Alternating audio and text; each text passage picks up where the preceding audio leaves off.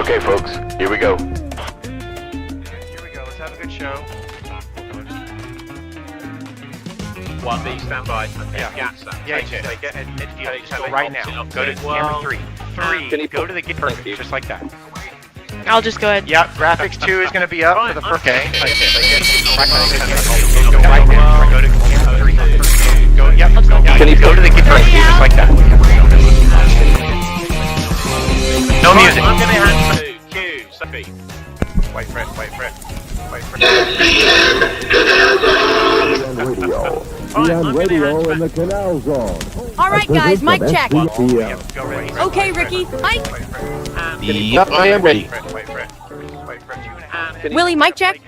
Yep, let's go. 1B, stand. 10, Couple minutes. 9, 1B, stand. 10, 9, 8, 7, 6, 5, 4, 3, 2, 1, and we're live. Okay, and go for it, guys. Panama days. Here we go, guys. We are live 8 o'clock Eastern time, 5 o'clock Pacific time, and 7 o'clock Canal Zone time. Ricky, happy Friday to you, man. At the Balboa Happy Yacht Friday. It is Canal. I love that. 7 o'clock, Canal Zone time. Club.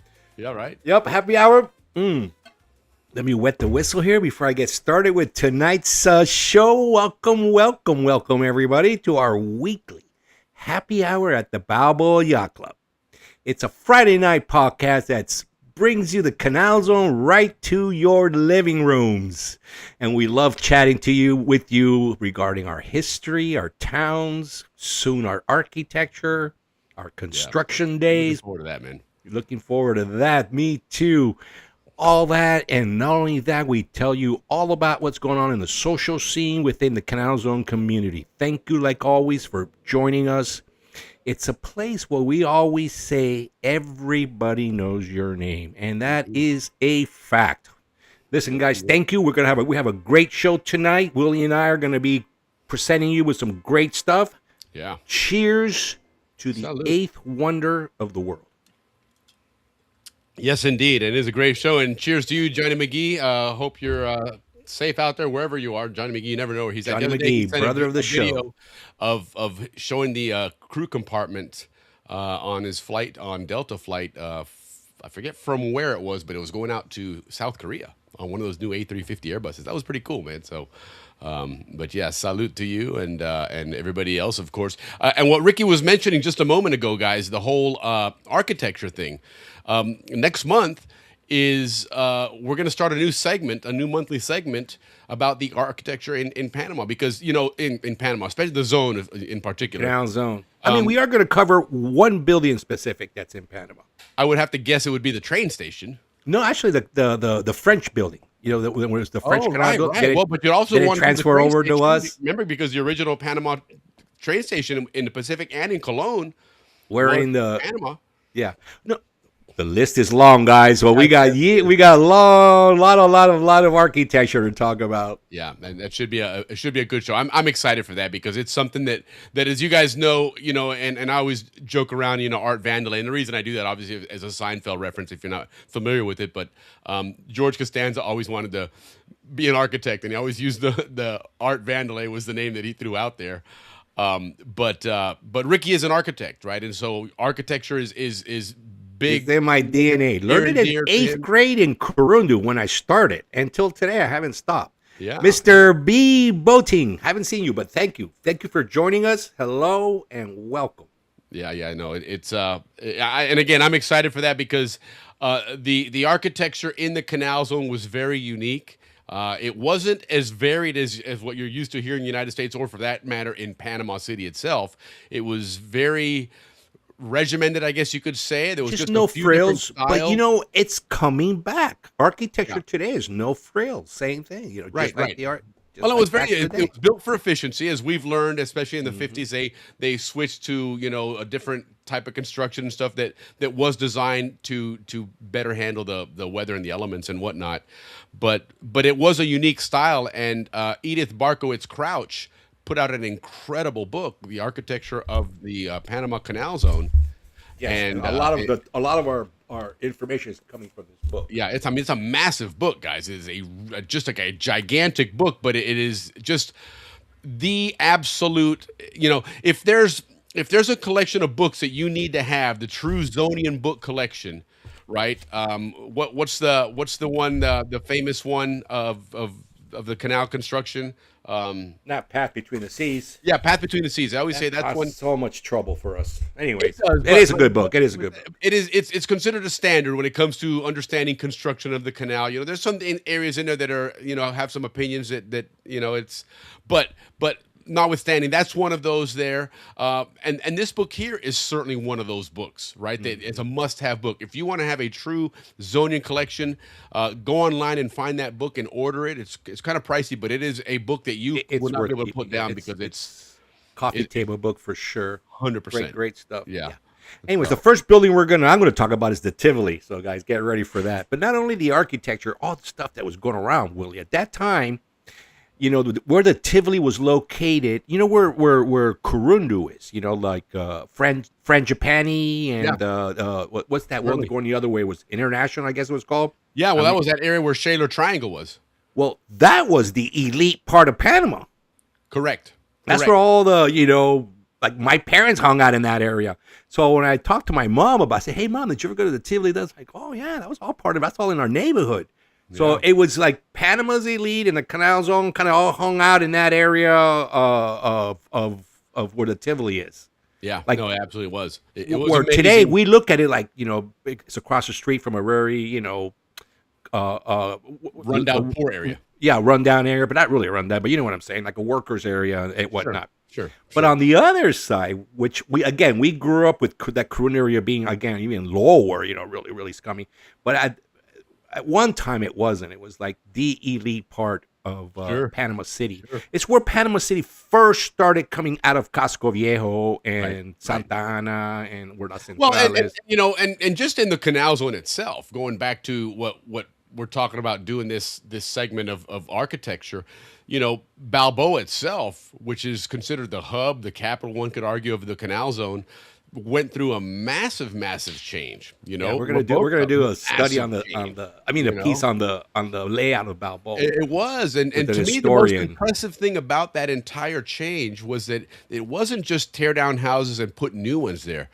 They tore everything out, including the roads, and redid the whole shape of the town. It was really amazing what they did there to transform Balboa. Well, El Prado maintained on this side of El Prado towards from El Prado towards St. Mary's. All that was redone. Yeah, El Prado was part of the official construction plan of the canal. And that up was to about Gavilan, and then so between Gavilan and El Prado, everything in between, and those are all concrete houses. Yeah, except for the ones on Morgan Avenue. Those still remain wood, and we learned last week from Dave that's where the quarry was. That's where the bottom end of it was. Bottom end of it, where you collected all the rock and product to take out from there. Yeah, absolutely. So yeah, this is gonna be awesome, guys. But that's June. We're still in May, and May of course is Panama Canal month. Okay, we are doing everything Panama Canal. Today we're going to be doing early excavation. We're going to be doing the first year and change of the Panama Canal, 1904. Go into a little bit of 1905. Next week, we're going to have Captain Andrew Eftimitis is going to join us, talk about sailing through the Panama Canal, focus on the locks, especially the original locks, because we're going through that original Panama Canal component of it. And then the week after, and Bill Duffus just chimed in and said hello, Bill.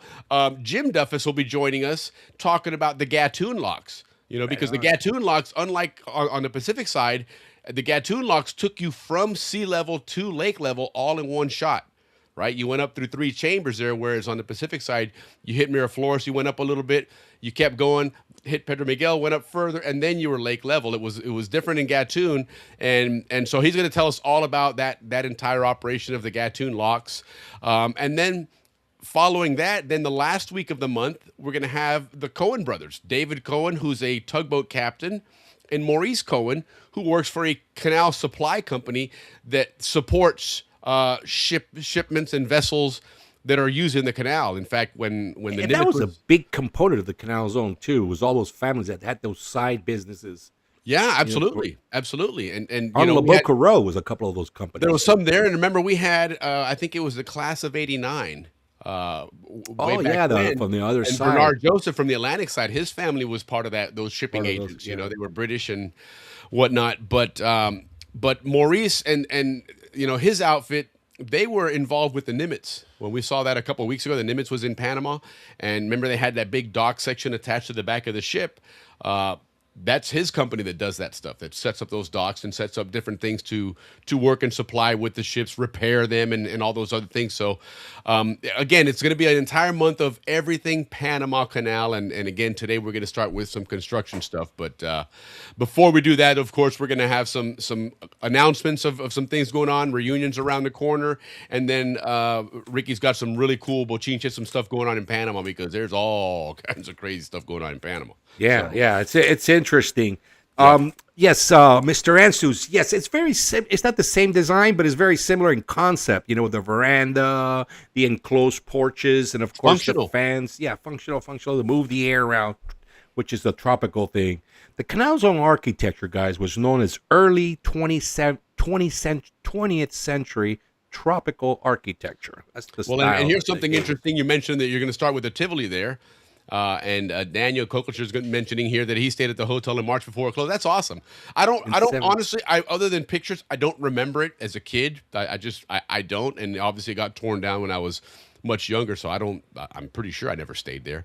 No more. Listen, if my parents went, they hung out with your parents. So right. If I went as a kid, and they took Roby as well. True. So no, you guys must have been like really little kids, because they closed in 71 and you guys were born like 69. I was born 67, so 67. So you guys were I wouldn't remember. Yeah, DeLucas, Benninghoff, and Royals.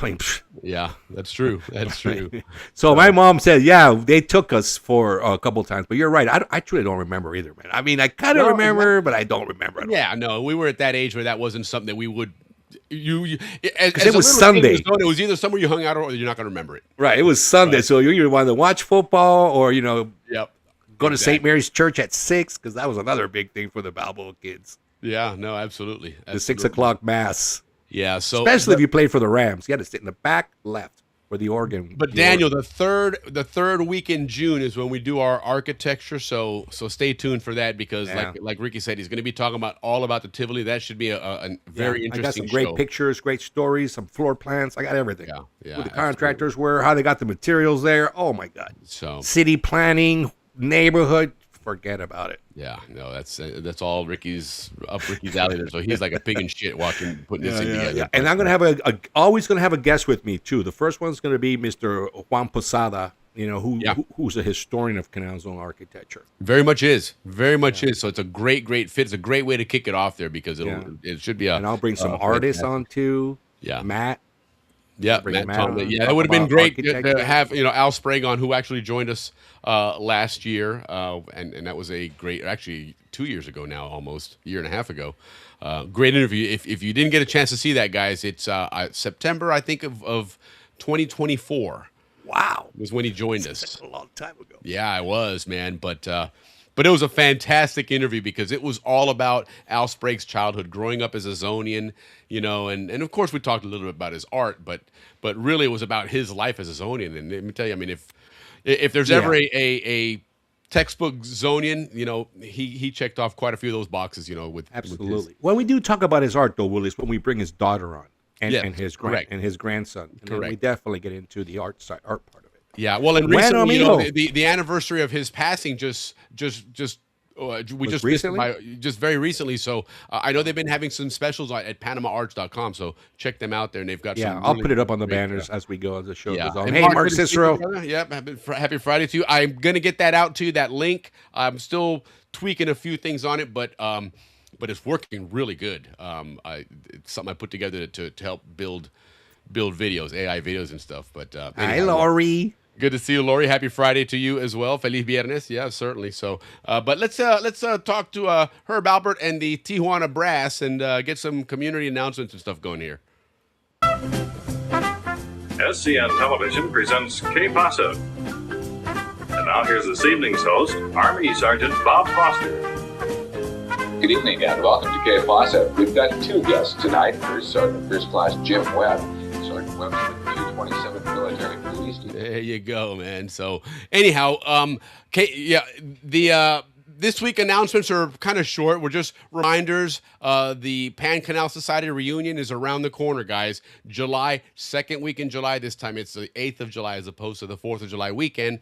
But we are in the second week in May, which means you only have a couple of weeks to make sure you register with both the society as a member and then register for the reunion because the 29th is the cutoff. And So, get your tickets because prices are going up, I think, next weekend. yeah. So try to get your tickets if you can. Yeah, if This they're anything week. like World Cup tickets, man, as soon as those things went on sale, if you weren't in that first drawing, man, you got screwed. Although it's interesting. Oh, your airline tickets, Willie. Those prices are going to go up. Yeah, no, we fortunately got a good deal on our airline tickets to fly Yeah. to Toronto.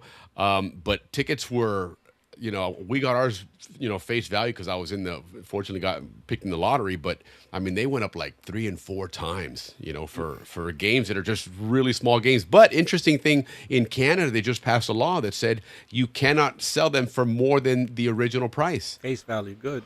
Yeah, so now all of a sudden people that had maybe bought them and hoarded them and then turn around and sell them a week or two before for $1,000 are, sorry, bro, you're holding on to even Steven money there. You might as well just get your money back now because it ain't going to grow any. So might get a lot of people a chance to get to that. So definitely check them out if you're looking at going to the World So, Cup. Willie, when is the University of Florida's luncheon for the museum? I'm at the museum. That was but in March. Oh, that's not right before the reunion. I don't. They used to have one right before the reunion, but I haven't seen anything announced other than whatever they've got going on with the society at the reunion itself. Yeah, I'll follow up on that for our next show. 'Cause I know we're getting close, and those guys really, really do a good job with with the absolutely. reunion and what they do. So I'm going to follow up on that so that we're a little more prepared next time. Yeah, no, absolutely, and I'll comb through a couple of these things real quick here because I did pull up their information. Of course, pancanalsociety.org is their website. Make sure you go there as well. Golf tournament, you make sure you get enrolled in that one. It's on Thursday morning. Get signed up for that one. That one's always a lot of fun. They've got, of course, the clubhouse vendors. Trying to think, I don't see anything for the. Well, they have the UF and PC Friends of the Museum silent auction. Okay, that is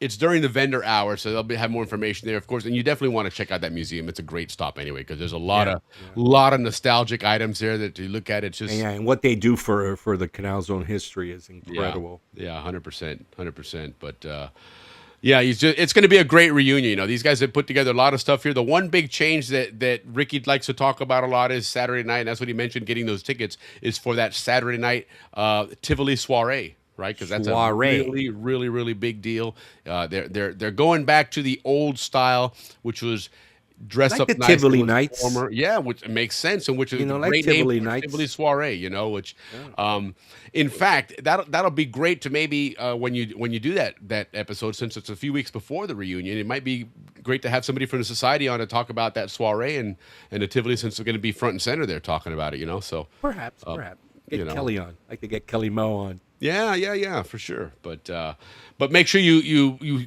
get tickets for that because that does include dinner. I know. Well, like you can do. It's like two events. Sorry, Willie. There's like two events. You can do the dinner and the dance separate, but you're going to get a much better experience if you do both together. Sure, you can do the whole package or just one of them. Yeah, because if you get the dinner, remember you're also going to get pollera dancers, and you're going to get a little murga. So it's going to be a little bit more fun. A little happy hour with everybody. Just think of it as prom night. That's what it is. Absolutely. Saturday night is prom night. You dress up and you want a prom. That's exactly it, dude. Think of it as prom night. That's absolutely right. So a couple things to keep in mind. The pricing on these. The reunion registration fee is $15 for a member and the member's spouse. Okay, non-member guests are $25.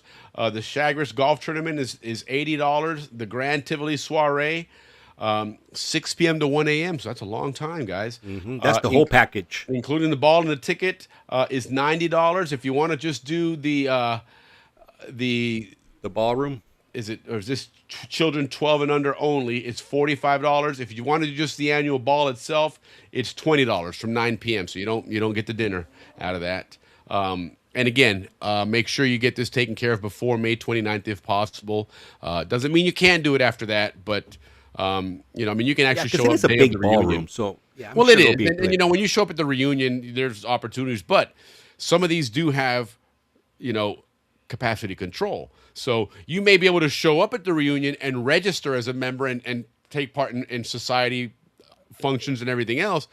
But that doesn't mean that there's tickets still available for the ball, because they do have limited space, you know, especially for the dinner part, because they're obviously ordering that food ahead of time. So sooner the better, obviously. Yeah, sooner better. Try to make everybody really try. I know it's expensive, but God, it's going to be so much I think fun. so, yeah. So classical, so Canal Zone. Because look, from the Tivoli days and the days that we're going to be talking about tonight, they've been having these types of balls where the Canal Zone shows up in record numbers. Yeah, no kidding. No kidding.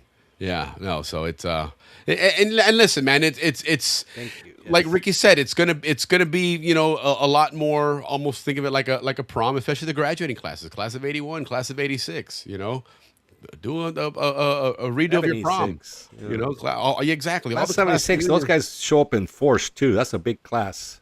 Yeah, so you know that would be a cool way of doing it, is get together and book a section, you know, at that thing, have dinner together, like you did Our for class is doing that. the Yeah, prom. Yeah, so booking a section. make so it a we can all fun hang time, out. guys. Make it a really cool event. It's the first one of it, you know, and make it a hit. Make it a home classy. run for these guys, man. Yeah, Had for to sure. be classy. I mean, I'm not time to be classy, but it'll be a great time to be classy. Yeah, heck yeah, man. Heck yeah. So, but anyway, Ricky, what's going on in Panama? Oh, What's let's going get on into your some end? bochincha, guys. Yeah, Because last week we gave you a break on the bochincha because, you know, we didn't want to just pound you on these ports. But as we have let things develop, let me tell you, it has been one heck of a fight that Panama and our president has done a good job of handling, by the way, like they did with the Trump administration at the beginning.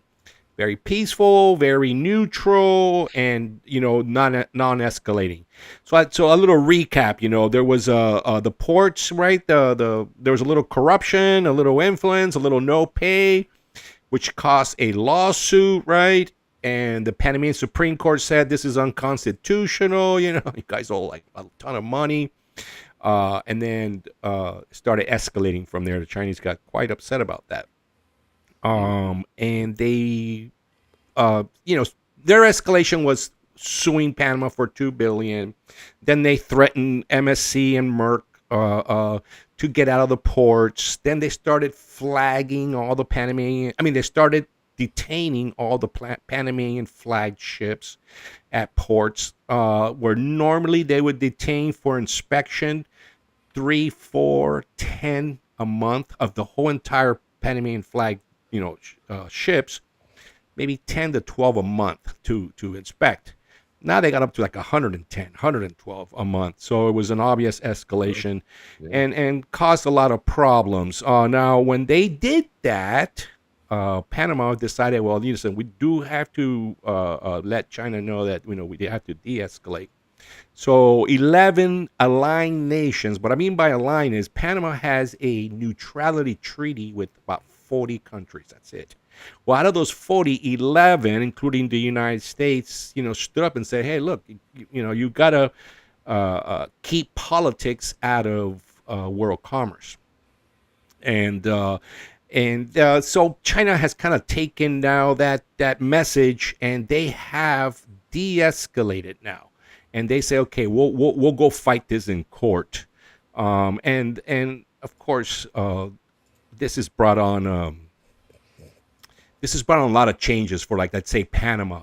What they're gonna do now is they're gonna upgrade how they inspect their own ships, so that there is no excuse for anybody to use that against us. Right. So that's one thing that has been good about this. And the second thing is Panama has shown that no matter how bad it gets, and no matter how big the opponent is, the canal is 100% neutral. Everybody's going to still go through. There's not going to be any restrictions or any politics or anything. So cheers to Panama for doing that and showing that to the world, that no matter how hard things are, yeah, we're still going to operate that canal. In that canal that has been the case, you know, since we can remember, is this neutrality treaty and this neutrality clause, and that's something that in some instances it's been an irritant to the United States. In other cases, it's been an irritant to China or other people. But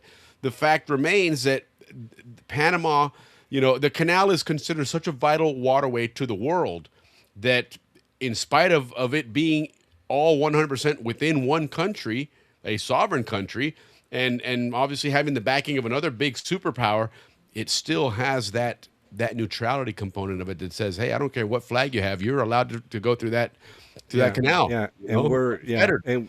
and it is tempting for. I mean, I myself have said, well, we should inspect their ships or charge them more, but then we're bringing politics into the canal operation, setting a precedent, a bad one. Kudos to the canal zone, to ACP, sorry, for and the Panamanian government for maintaining that neutrality, maintaining the canal out of that. Yeah. So China obviously showed that they did bring politics into world commerce, and Panama didn't. So at the end of the day, the good guys always win. So they're gonna go fight it out now in court. I think that Panama was what Panama did was they had this is on me now, guys. They had a trump card up their sleeves, which is when the ports were labeled unconstitutional, right? Right. China's zero cooperation. They were not helping in the transfer of of ownership. Correct. They were like, F you guys, so Panama raided their offices. Right. With their police and their DEA or FBI or whatever. They went in there, raided, and of course they have kept tight lip about what they found. But some of the things that have gone out there are they found intel offices, military intelligence offices. Yep. They found a tremendous drug trade out of those ports. Being shipped out of those ports to Europe and Asia. So. But again, the government hasn't said this. This is what's out there. But the government keeping their mouth shut is why China's not saying shit. Well, that's what it is, because Panama's not showing their hand. They're not showing their hand. That's what I'm saying. Well, it's been such an amazing strategy by the Panamanian government, being as tiny as we are, 4 million people. Jesus Christ. Well, but I think at this point you got to remember these guys that are in office there now. They're part of a Panama that has been in the international stage now for 100 years. Yeah. But at the present rate, front and center for a good 30 or 40 years is where they're used to this, and they're saying, hey, I don't care who you are, man. This is our canal. We're not gonna play your game. That's all there is to it, And like you said, he did it last year when Trump started saying we should take back the canal, and he stayed neutral. Right. He didn't confront Trump, and it really is. It really is. It's showing that you have confidence in what you're doing and it's the right thing, right? Yeah, he's a good president. I mean, I know he's taking a hit right now. Everybody's taking a hit in Panama. I don't know what it is with this month. If it's every month of the year, all the bad news comes out, but there's a ton of bad news coming out of Panama. Now, we're not here to tell you guys about the bad news. We're here to tell you all about the canal zone. Good news, ACP. Always good news, ACP. They're doing such a great job. And these are the guys that took over the canal zone government. Right. They just recently this week, Willie, we all know that they have a board of directors, right? And it's mostly Panamanians. As a matter of fact, it's all Panamanians. Yeah, it's all Panamanians now. And before that, it was when it was Canal Zone government, there was also a board of directors. But Willie, since 1999, that has to do with the treaties. Yeah. They also have a board of advisors, which is equal as powerful, if not more. And everybody in Panama is now finding out about this. And who are the board of advisors? These guys are like the top shipping magnates and the top port operators and the top logistics people, the real experts. Sure. Nobody in Panama has those kind of resumes. Nobody, period. Sorry. Right. So they understood this. For them to be number one in the world and operating the canal, right, they had to have such a board of advisors. Well, they all got together this week, and the 40th time they've been together since 1999. And what they do, Willie, is they talk about operations. They talk about, financial performance. Okay. And believe it or not, because we were talking about this on our chat group, transparency. They're going to start showing exactly where all this money that the canal generates, where it's going. So you're going to have access to that. And they also do a 10-year strategy, which is proper. And right. And then, the secure energy, and they also, how they're going to secure energy and water resources to make sure the canal operates for the next 10 years.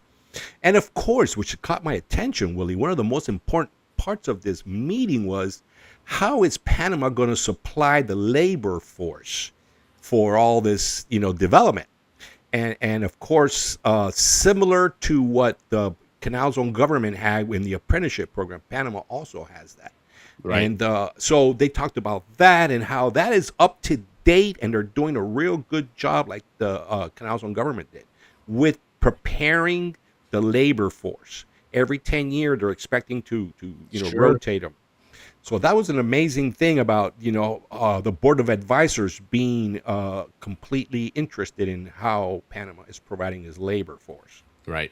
Now, another thing they also touched on is because, energy is a big thing, where they're getting their energy from, and water. And this is why this big project is being going to be starting here pretty soon, called El Rio Indio. And Willie has a map here to show you guys. See on the purple, guys, that's a big water. There's 2 ginormous rivers there. There's 3 three actually. And, they run, because it's right at the center, right? So some of the water runs to the Atlantic or the Caribbean side. So I guess this is what is technically considered a watershed. Is that what that is? Yeah. That area where you have a lot of access to water and you can... A lot of access. And then some of it goes to the Pacific. So what they're going to capture, if you see there, I don't know if you guys can see it, where it says Rio Indio. They're capturing water coming down 2 major rivers, Cocle and Indio. And they're going to dam it right there where it says Rio Indio on the map in the yellowish area. Yeah. And then from there, Willie, they're going to build a underground tunnel. You're talking... I really don't know the size. What I saw was 8 meters to 9 meters. So that's times 3. That's like 30 feet. 30. These things are ginormous. You could put a car through there. Right. And 2 cars through there easily with some pedestrian area. Well, they're going to have this tunnel. What that size is when Jim Duffus joins us to talk about the Gatun locks, because those lock chambers. Yeah, it's got to be similar to what's underneath the locks. Right. Yeah, so there's that experience that Panama has in that underground water movement in large amounts, Correct. And we're going to talk about the tunnels and stuff here in a minute. So Rio Indio, guys, this project that the ACP is going to start getting involved with, $1.4 billion, which has already started. They're already relocating people, and of course, there's the campesino groups getting together to oppose it. So they're going through that part right now. They seem to be on top of it. And it's a dam and a tunnel project, Willie. Yeah. So a big dam to hold up those two rivers coming in, and then let the water out into the Atlantic, and then shoot the rest like a big spigot down that 30-foot round tube to feed the watershed, the Gatun Lake. And you guys remember 2 years ago, right about this time of the year, was a lot of news that dry season had ended and the water levels it was a bad dry season, a drought, and the water levels were very low. And of course, all the big news outlets around the world, like, it was just the end of the Panama Canal. And oh my God, the YouTube videos were unbelievable. Yeah, it was ridiculous. Yeah, it was ridiculous. What it did do, though, is it did give this more attention and more urgency, and probably, really got the ball rolling in a more serious way, that now they actually have formalized plans to get the ball rolling on this and move it. Well, truly, Willie, the governments before have just kept kicking the can down the street. That's all they get. 100%. Kick the can. Remember that game we played as a kid? We assume that the water in for example, in Gatun Lake and everything, its primary purpose is the bridge to move from the Atlantic to Pacific and vice versa. Yes. But it's also to supply water to 2 million people in the city now. Exactly. You look when we were growing up, there was like 700,000 people. So there was a lot of water then. The water usage is a lot more now, and you need it. Yeah. Now, Willie, when this junta of advisors and the junta de directores, board of directors, and of course the administrator and the deputy administrator all got together, one of the things they talked about, believe it or not, we got to give kudos to the Chinese, is the unbelievable work they have been doing with the Germans to build that tunnel. I mean, people are going to start studying it as a one of the better An tunnels example of how to do ever it. built. Yes. And I'm interesting. gonna Good cheer to point. that because you know me, I'm not a big give them big kudos, but wow, I was impressed with that. They're It's nice that it gives Panama that recognition of being this is one of the ways it's recognized to do this. An example for other places to do that type of construction. So they're going to be studying that tunnel on how to do that for other projects in the future and throughout the world, and of course they also talked about the new administrator.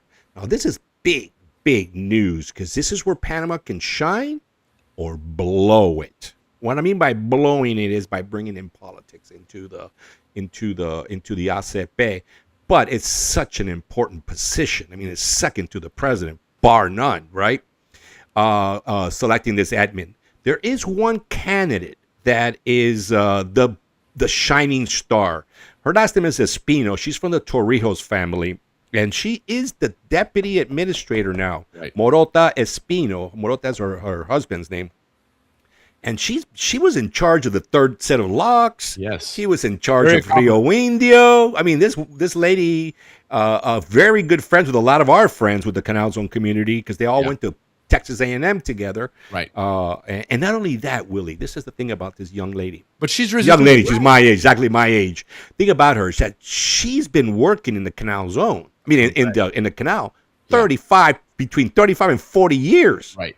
I mean, anybody that understands the inner workings of the canal operation, it's she her. started at the bottom, Right. I think as like a machinist or something like that, and worked her way up to deputy administrator. So there's truly nobody more qualified than 100%. her.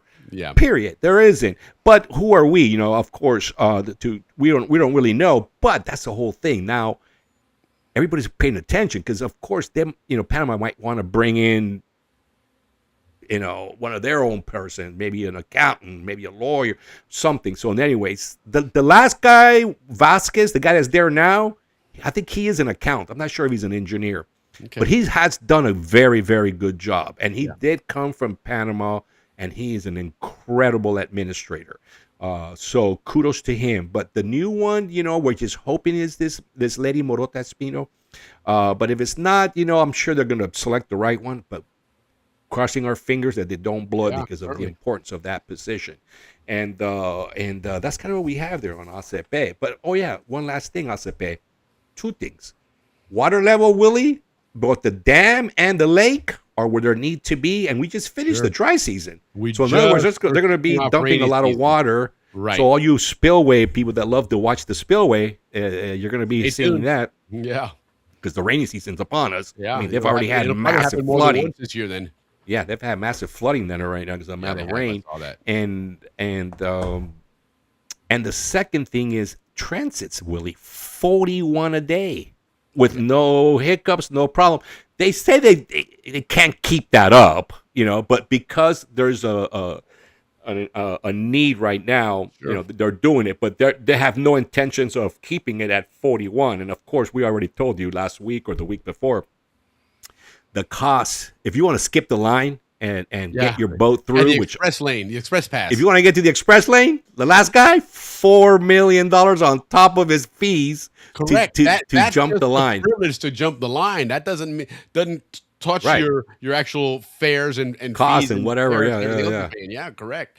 That was just to buy that pass to get to the front of the line. Yeah. So yes, with transparency coming, bigger revenue, and of course, ACP is building the two new. God, there's so much news coming out of the Canal Zone. It's amazing and beautiful.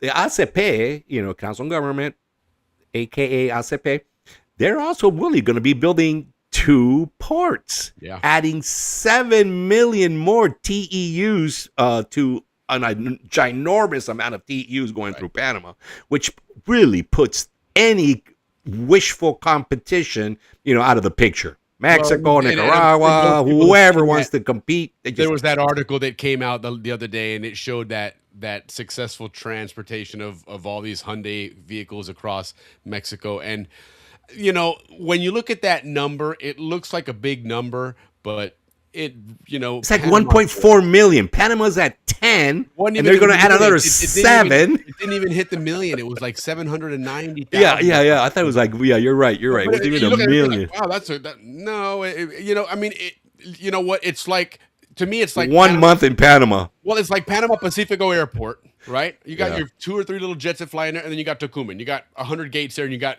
all kinds of planes coming there. Tucumán's not worried about Panama Pacifico. That's not going to hurt them. The Panama Canal is not worried about Mexico's little rail line there. Have fun. You're taking some of the pressure off of us, but truly, we have a backlog that.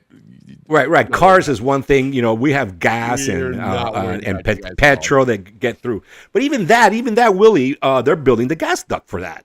So correct. So even there, we're going to compete with we're going to add another service ourselves to compete against these guys. Yeah, it was funny to see, but you know what? It just shows the importance of getting something from the Atlantic to the Pacific Ocean, and why that's something that people have chased since the 1500s. Because whether it's in Panama, in Nicaragua, in Mexico, wherever the case is, that is the place where most people want to move goods back and forth. Since the 1500s, Papito. Since the 1500s. All right, guys. So that's what we got on ACP. Now, Willie, this is a long version, Bochincha, guys, because there's good stuff. Feeling here. The Jungle School of Panama in the news again, because of course, they're training U.S. forces, but not only U.S. forces, it's really a multinational school. They're training everybody there because, we're taking on the drug cartel. So, of course, I thought, okay, the Jungle School's in the news. Let's talk about the Jungle School, guys. So the Jungle School, but the reason I want to talk to you about the Jungle School is because I want to connect a Zonian to this. And that Zonian, his name is, I shouldn't call him a Zonian, but he is a Zonian. His name, he was a chief of the Embera group called Chief Sarco. This gentleman is can't wait to get into this story. All right. Sarco is the guy who that he trained the astronauts, right? So he was recruited in the 60s, right, by the U.S. Air Force, because he already had a reputation of, knowing how to navigate the jungle, how to pick plants that are edible, right. And he had a talent in building piraguas, which was those canoes. Yes. So the Air Force out of Albrook at the time hired him. Hey, come over here and teach our soldiers and how to do this. So he came over, and of course we all know he trained the Mercury 7 crew and the Apollo 11 crew on survival skills in case they're when they landed in the jungle or something. These guys knew how to survive, right? How to navigate through there, how to find edible plants to eat, survival skills. Yeah. So he was hired by the U.S. government, right? And who gets trained at this school, Willie? Who gets trained right now? Special forces are getting trained, from all different nations. Pilots, and on the civilian side, because this is not normal. This is truly not a military school. This is a school that you pay to get trained. Sure. Survival specialists. So there's a lot of people that do these like videos, for example, like rescue teams and stuff as well. Rescue team, anybody that has to do with survival, go there for training. So it's not a U.S. military training school, but even in that aspect of it, it kind of takes us back to what we learned recently about the different military operations and defense of the canal, and how back in the 40s and 50s they had that simulated parachute attack. Right, involved Brazil, Peru, the United States, and I believe Colombia, right? And they simulated, being invaded, by paratroopers and having to defend the canal and Rio Hato and everything. And it's kind of going back to that again. It says, hey, Panama's recognizing we got to work together as a region here, right? And so we're starting to bring these groups together, and you have a state-of-the-art facility that's been around for 50 plus years. Right, and this guy, Chief Sarco, is the one that put it all together. Now, guys, this school, what it does, it combines military science with indigenous knowledge. And this is why it's such a unique school in the world, right? So, all right, let's talk about the chief. So, Sarco was a smart man. Let me tell you. Right. Chief Sarco was a smart man. So, he says, look, I'll train you guys, but you guys need to provide us with some land. Sure. So they came up with an agreement. This is why they were around Gamboa, around the canal, on the banks of the canal. The only ones allowed right? Because they, exchange. And they created 2 villages. Pararapuru. I could have been, got the pronunciation wrong, but that's how you spell it in. I'm saying it. Pararapuru, and the second one, San Antonio. Real easy. Yeah. And so what he negotiated was, and if you remember, on all the military bases, there was always kunas everywhere, right? Mm-hmm. At the bowling alley, at the cafeterias, everywhere there was kunas. Well, they all came from him. He provided the labor force for all our military bases because of the trust between them.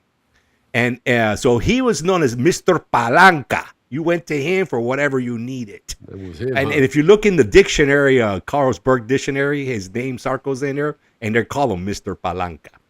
So this guy won awards in the United States, awards in Panama. He's recognized by NASA. This guy is a Zonian legacy. He's actually in Bera, but I'm kind of like, I always. Well, but hey, listen, as we know, there are few and far between that are actually from the zone from the get-go. No, but these guys they lived in the zone. Yeah. So they provided all the labor for Gamboa, plus the canal zone let them farm. So they also provided the canal zone with a lot of organic food. Yeah. All right. So there was this there was this just beautiful collaboration, very symbiotic relationship between the U.S. government, the U.S. military, the Canal Zone government, the U.S. military, and this Embera group. And so his chief Sarko. Now, Willie, so anyways, at the end of the canal, 1999, when it went over, Panama has laws that doesn't allow farming in the canal area. So this was huge because they'd only lost, all the bases. They couldn't farm. So, what were they going to do with this man who has provided so much for the Canal Zone and the world? So the U.S. government and the Panamanian government together, helped this community build one of the biggest ecotourism industries right now in Panama, right? Yeah. It's all about cultural preservation. Sure. That's what they did. So if you go to Panama, you go on these canoe rides and you go into all these villages, I've done it. It's beautiful. Right. That's all from this guy, his legacy. Nice. And like Lauren's putting in the chat there, a true wellness retreat that they have there. Oh, man, it's an amazing story. He also worked in the Canal Zone, 20 years in hydraulics division, and then till today, his piragua designs are being used in the Canal Zone. To navigate, to get all the water information they need. So he is a legacy in the Canal Zone in Panama and the world. Yeah, he's a great guy, man. He's up there with Bayano. So he's still around, huh? He's up there with Gothos, Gorgas. Is he still around, or is he deceased now? That's a good question, because this was in the 60s and he was already, like a senior chief. So I imagine hard to say. Elderly. Yeah, but when I heard the Jungle School, I thought, how could I bring this into the show tonight? And I thought, of course. Instead of talking about the Jungle School again, which we all know, let's talk about something that came from. And this guy was an incredible story, Sarko. Jesus Christ, what a great guy, man! I'm surprised there's not a town named after him. Yeah, no kidding. And there should. He is incredible. All right, guys, let's get into the social part and then wrap this up. All right, real social. Quick, before you jump into that, though, Bill Duffus was asking a question. Any updates on the Bridge of the Americas? Oh, yes. We always have updates on that. Well, if you guys know, we get firsthand reporting that truly nobody else does. Captain Andrew, our Zonian captain from dear to our hearts, he reports from the bridge of ships going through the canal, under the bridge, and he films what's going on with the construction. And one thing I guys can tell you guys, it's moving along. The piers are up, but one thing that makes me proud is how Sosa Hill is not giving in. It's making it the hardest job they've ever had to excavate a hill, man. I think what Bill's asking, though, is on the Bridge of the Americas with the fire and the explosion. Oh, with the fires? Well, yes, we do have an update on that. It's all positive. Yeah. The fire did not cause structural damage of any kind. Yeah. What it did was it burnt off some paint, and that's truly it. There was no structural issues at all. But what's happening now is they're monitoring the ship. They've invested in all these monitoring devices, and they closed the ship down. I mean, the bridge down to set these monitoring devices correctly, and they will be monitoring that structure for the next 3 years or so. And the reason why is because they know they have to replace the road work. But the road work, the concrete slab that goes across the bridge, has nothing to do with the explosion. That's something that needed to be repaired. Sure.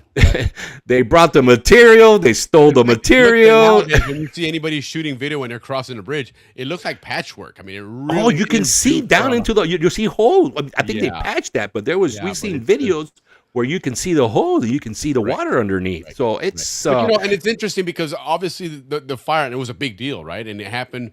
Coincidentally happened right when this war had kicked off, so people are thinking, "Oh no, look at some kind of an attack on the canal and whatever."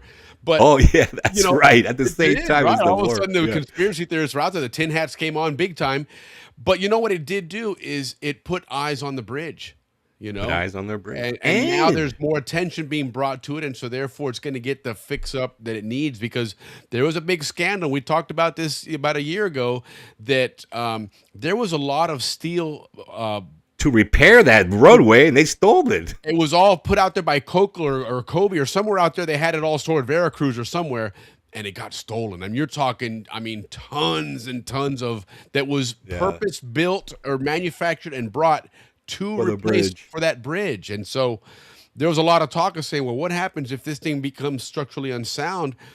Panama's kind of stuck between a rock and a hard place, because, a new bridge, as you can see from the one that's coming up there, it's not something that goes up quickly, right? And so you can't replace that bridge if it suddenly is out of commission, very fast. And truth be told, even if they had the materials to do it, it's still going to take some time, but they don't have those materials anymore. So, it's coming. The next, that's what I mean. They won't start for 3 years, though. Great benefit in the long run. People look back and go, that fire maybe hid, for lack of a better term, that fire did a lot of good. Ass. Yeah, in my opinion, what it has done good is, Willie, before the fire, there was a lot of talk of tearing it down. Right, of course, because it has that U.S., how they want to get rid of all the U.S. Images. Sure. And there was talk of tearing it down. Now, forget that. There ain't, they're not tearing that down unless they start building ships that can't get underneath it. Well, even when it had the fire, and when the talk started to come out that, oh no, what was the damage? How bad is it? You even, and not just in Zonian circles, but even in Panama circles, there was a lot of people that started to show a lot of sentiment for that bridge and saying that this is part of the picture of Panama, is the bridge of the Americas. And so all of a sudden the fire kind of gave it some extra nostalgia that has well, and not only that, they need it in case of an emergency. They need their bridge. 100%. You never know. The whole West Bank is the suburbs of Panama City, pretty much, man. And so they need every bridge they have. And actually they're already talking about another bridge, so they're going to build a fifth bridge, right? Because the Arraijan at right hand is growing. That place is over 1 million people, between Arahan and Chorrera and Capira and those places. So that's what's going on the bridge. I hope that's a great update. We should have put that on the list, but that's kind of past us now. Everybody's moved on from that. Appreciate it. Yeah, okay, let's go on to a social scene. Like always, we love to report on restaurants. Why? Because, food is good. Panama's known for its food. So they had this poll in Panama, Willie. What are the best late night eateries? If you remember when we were growing up, right? We, at least my age group, we would go out till pretty late at night. And then we would go down by Callejota. And there was this one little spot that had, it was way down there in Callejota. They had these Cuban sandwiches and the best little coffee, little espressos or whatever the Panamanian coffee is. And we would always end up there to get those little sandwiches in and then go home and sleep, right? So we all know that what I'm talking about when I say late night eateries. So they had this poll. What were they? Well, the guy that won is called Costa Azul. Now, this is huge because I've never heard of him, but if you're down there, go check this place out. It is the clubhouse of the clubhouses. It's in the Barrio area on Ricardo Arias Street. Now, if you guys in Panama that have been to Panama, you know this one restaurant called Beirut. Excellent restaurant. Or Global Cigars, because it's right in that little neighborhood there You know where Santuario is, Willie? You know that area, the Renaissance Hotel. Well, that area. Oh, there was a famous bar too that a lot of Zonians used to go to. Your age group actually was in that area as well, and I don't remember the name. But anyway, it's Costa Azul. You know, they're known for their club sandwiches. This is what I like about Panama. They still do Monte Cristo, the Monte Cristo sandwich. They're known for that, and they're also known for their cordon bleu sandwiches. Another place that's still popular is that they make that, but they're really, really known for is bistec al caballo. Yes, which translates to steak and eggs with tortillas, and that is supposed to be spectacular. Like, you don't want to miss it. And then second place was Nico's in Balboa, which used to be the old bowling alley. Mm-hmm. Which they really, I don't know if you've been there, Willie, but I've been there, and they really did a good job to try to make it look like the clubhouse. And in my opinion, it does. Maybe they weren't trying to make it look like that, but to me, it looked like that. Every time I go there, I feel like I'm at the clubhouse because it has the same, you grab your tray and then you go to the different sections and get your food. And it has a tremendous amount of pictures of the former Canal Zone.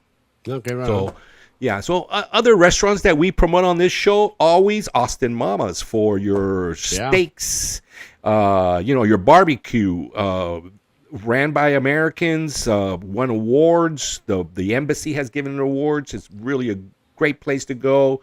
Everybody who's ever gone there and spoken with us has given it thumbs up. Austin Mama's in Cardenas. And of course, the one that we all like. Hey, we got a beer. Right on, man. Thank you very much. I know I didn't pop up there, but whoever it was, thank you for the beer. Thank you. But we got the sound effects now, so we don't miss it. Yeah. But the one that I always promote, because everybody that I've spoken has gone there has said is spectacular. It's called La Tapa del Coco, which is an Afro-Panamanian cuisine. And this is what's putting Panama on the map. Okay. The Afro-Panamanian cuisine, because we've all heard of ropa vieja and arroz con pollo, but that's not what is putting Panama on the scene. That's not the food that's putting them where they are right now. It's this Afro-Panamanian cuisine that is the fusion of the Caribbean and Panama. Very much an Atlantic side origins. Oh, definitely a Colon Atlantic side, Asca side invention. But it's called La Tapa del Coco. Check it out, guys. And you know what else they won, Willie? Best hamburger in Panama. Nice. They have the big festival, and they like won that, best man. hamburger. I'm a hamburger connoisseur, man. I love a good burger, man. And I'll tell you what, I'm picky about burgers because here's what I find. Most places that tell you they serve a good burger, the burger itself is very, very flavorless. They just load up a bunch of toppings.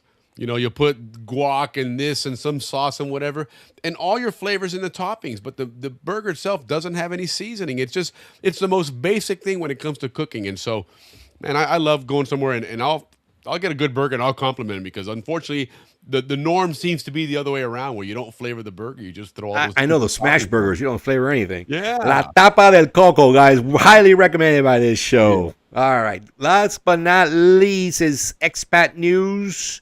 Panama, like I always tell you guys this, but I know the reason why I keep mentioning is because a lot of guys my age are getting ready to retire. And we are all Cardenas. I always say Corzo. Sorry about that, guys. It is Cardenas. Even the port that the ACP is building is Cardenas, not Corzo. Or did I get that one backwards as well? The other way around. Ay, Dios mío.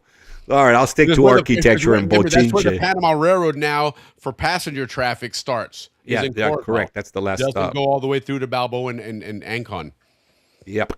Now, guys, on the expat front, again, it's because a lot of us are retiring and thinking, where are we going to go? Where are we going to move? I know I am. But Boquete seems to be the spot. We're going to talk about it one last time, and then we'll move on to other places. Boquete, guys, the weather, the coffee, all their organic food, and, of course, their pristine waters was bringing everybody there. But what is Boquete really known for, guys? Is known for their festivals. They have a lot of music festivals and flower festivals and coffee festivals. Great climate. It's a great climate. And believe it or not, Airbnb is also classifying as one of its top places for, like best or most organic design. Yeah. Boquete is known for that. And not only that, the government is spending big big money on their infrastructure. They're trying to build this like coffee highway. You know, that you like in Napa Valley or Sonoma, there's a highway that hits all the wineries, right? They're kind of doing that in Boquete. Cool. So one of the next towns we're going to talk about, guys, is Volcan, which is also on the list of the top places of expats moving to. A lot of us remember Volcan, but back in the 70s, we're going to look at it, Volcan today. So on our next expat update, we're going to talk about Volcan and what's going on in there. Boquete, again, lots and lots and lots of expats, American and European. And once again, we have come to the end of the long Bochincha segment. Well, it was definitely a long one. one. From the YMCA. Wait, one more announcement. Yeah. Architectural announcement, too. As we all grew up with the YMCA, one of the top buildings in the Canal Zone when it comes to architecture and the decor, and just beautiful all the way around. Even had a pool in the back and a gym. Because remember us in St. Mary's? That was our gym. That was our gym. Well, it closed down. El Rey bought it. They were going to turn it into a supermarket, never developed. And it's just been rotting away until our Canal Zone community has come together. And our very lovely Captain Andrew F. Tamides is embarking on a museum project. That he wants to do a miniature museum of the canal construction days and military days. You know, construction and defense. Construction and defense is going to be the museum. So he is now negotiating to get the YMCA building to convert that into. Right now, there's a lot of, because he's asking. El Rey to collaborate with them, but to turn that into, hopefully, I would like to see it turn into a museum, hotel, restaurant. That would be a phenomenal place for the Canal Zone community to not establish themselves, but to go visit when they're in town. So good luck, Andrew. We're hoping that the negotiations go well and that you get that spot. And don't forget to ask for the plans, because I'm going to need those floor plans. Yeah, no, absolutely, and it's kind of interesting, and I'll just throw it on the screen real quick. This is an early rendition of one of the logos on it here, but it's the Cut and Shield Museum, again, tentative here, and Andrew, hope I'm not putting out there before I should, but it is something being worked on with the Grupo Rey, which I started looking into these guys. They're quite an accomplished conglomerate of companies in Panama, and it's pretty exciting that Andrew's, making inroads with these guys and see if they can't collaborate on something like that, because it's the Andrew he's allowed us to get to see some of what he's working on already, and it's 11 miles. Damn good, man. Yeah, 11 miles. I think it's from Culebra to Paraíso. I think that's where it is. Those 11 miles. It's where scale. Where see a real canal construction was taking place and excavating, but with all the trains going by, looks fantastic, and the lighting and the trees. It's quite an endeavor, And Andrew's put a lot of effort in. This is a big passion of his, and so we're excited to see it. Big studio. He's got about 4 or 5 people working for him. It's fun to sit there and watch something, being built from scratch and kind of being a part of it and giving him some feedback on it and stuff. So it's pretty cool, man. Yeah. Right. Congrats, Andrew. Well done, buddy. Well done. And we will be hitting you up for donations. Yeah. Of course. But it is going to be a Canal Zone museum, so it'd be worth one of those donations that we love to ask for to keep our society going. Well, good. Well, listen, a lot of good information there, a lot of good Panama information, but the show must go on here. We are going to talk some canal construction here. But beforehand, we do need to pay some bills here, so let's get our Howler Monkey going up there, and then a new one will be launching next week for sure. I've seen it. Pretty good. Production. There's some cool stuff that I will tell you this. There's a little bit of a chef competition there. That's all I'm going to say there, but it's pretty cool. But anyhow, I'll blow it and give it up. You know me. Yeah, of course you will. Yeah, Ricky can keep a secret about it as good as he's like George Costanza. You put it in the vault there and forget about it, man. That's not secure at all. But anyhow, here we go. We're still looking for our Howler Monkey hot sauce spokesperson. Just got an email from Panama. You've got mail. Hey, I'm Mac, and I grew up behind Howard Air Force Base in Panama. I can talk about hot sauce. on pizza. Uy, qué rico.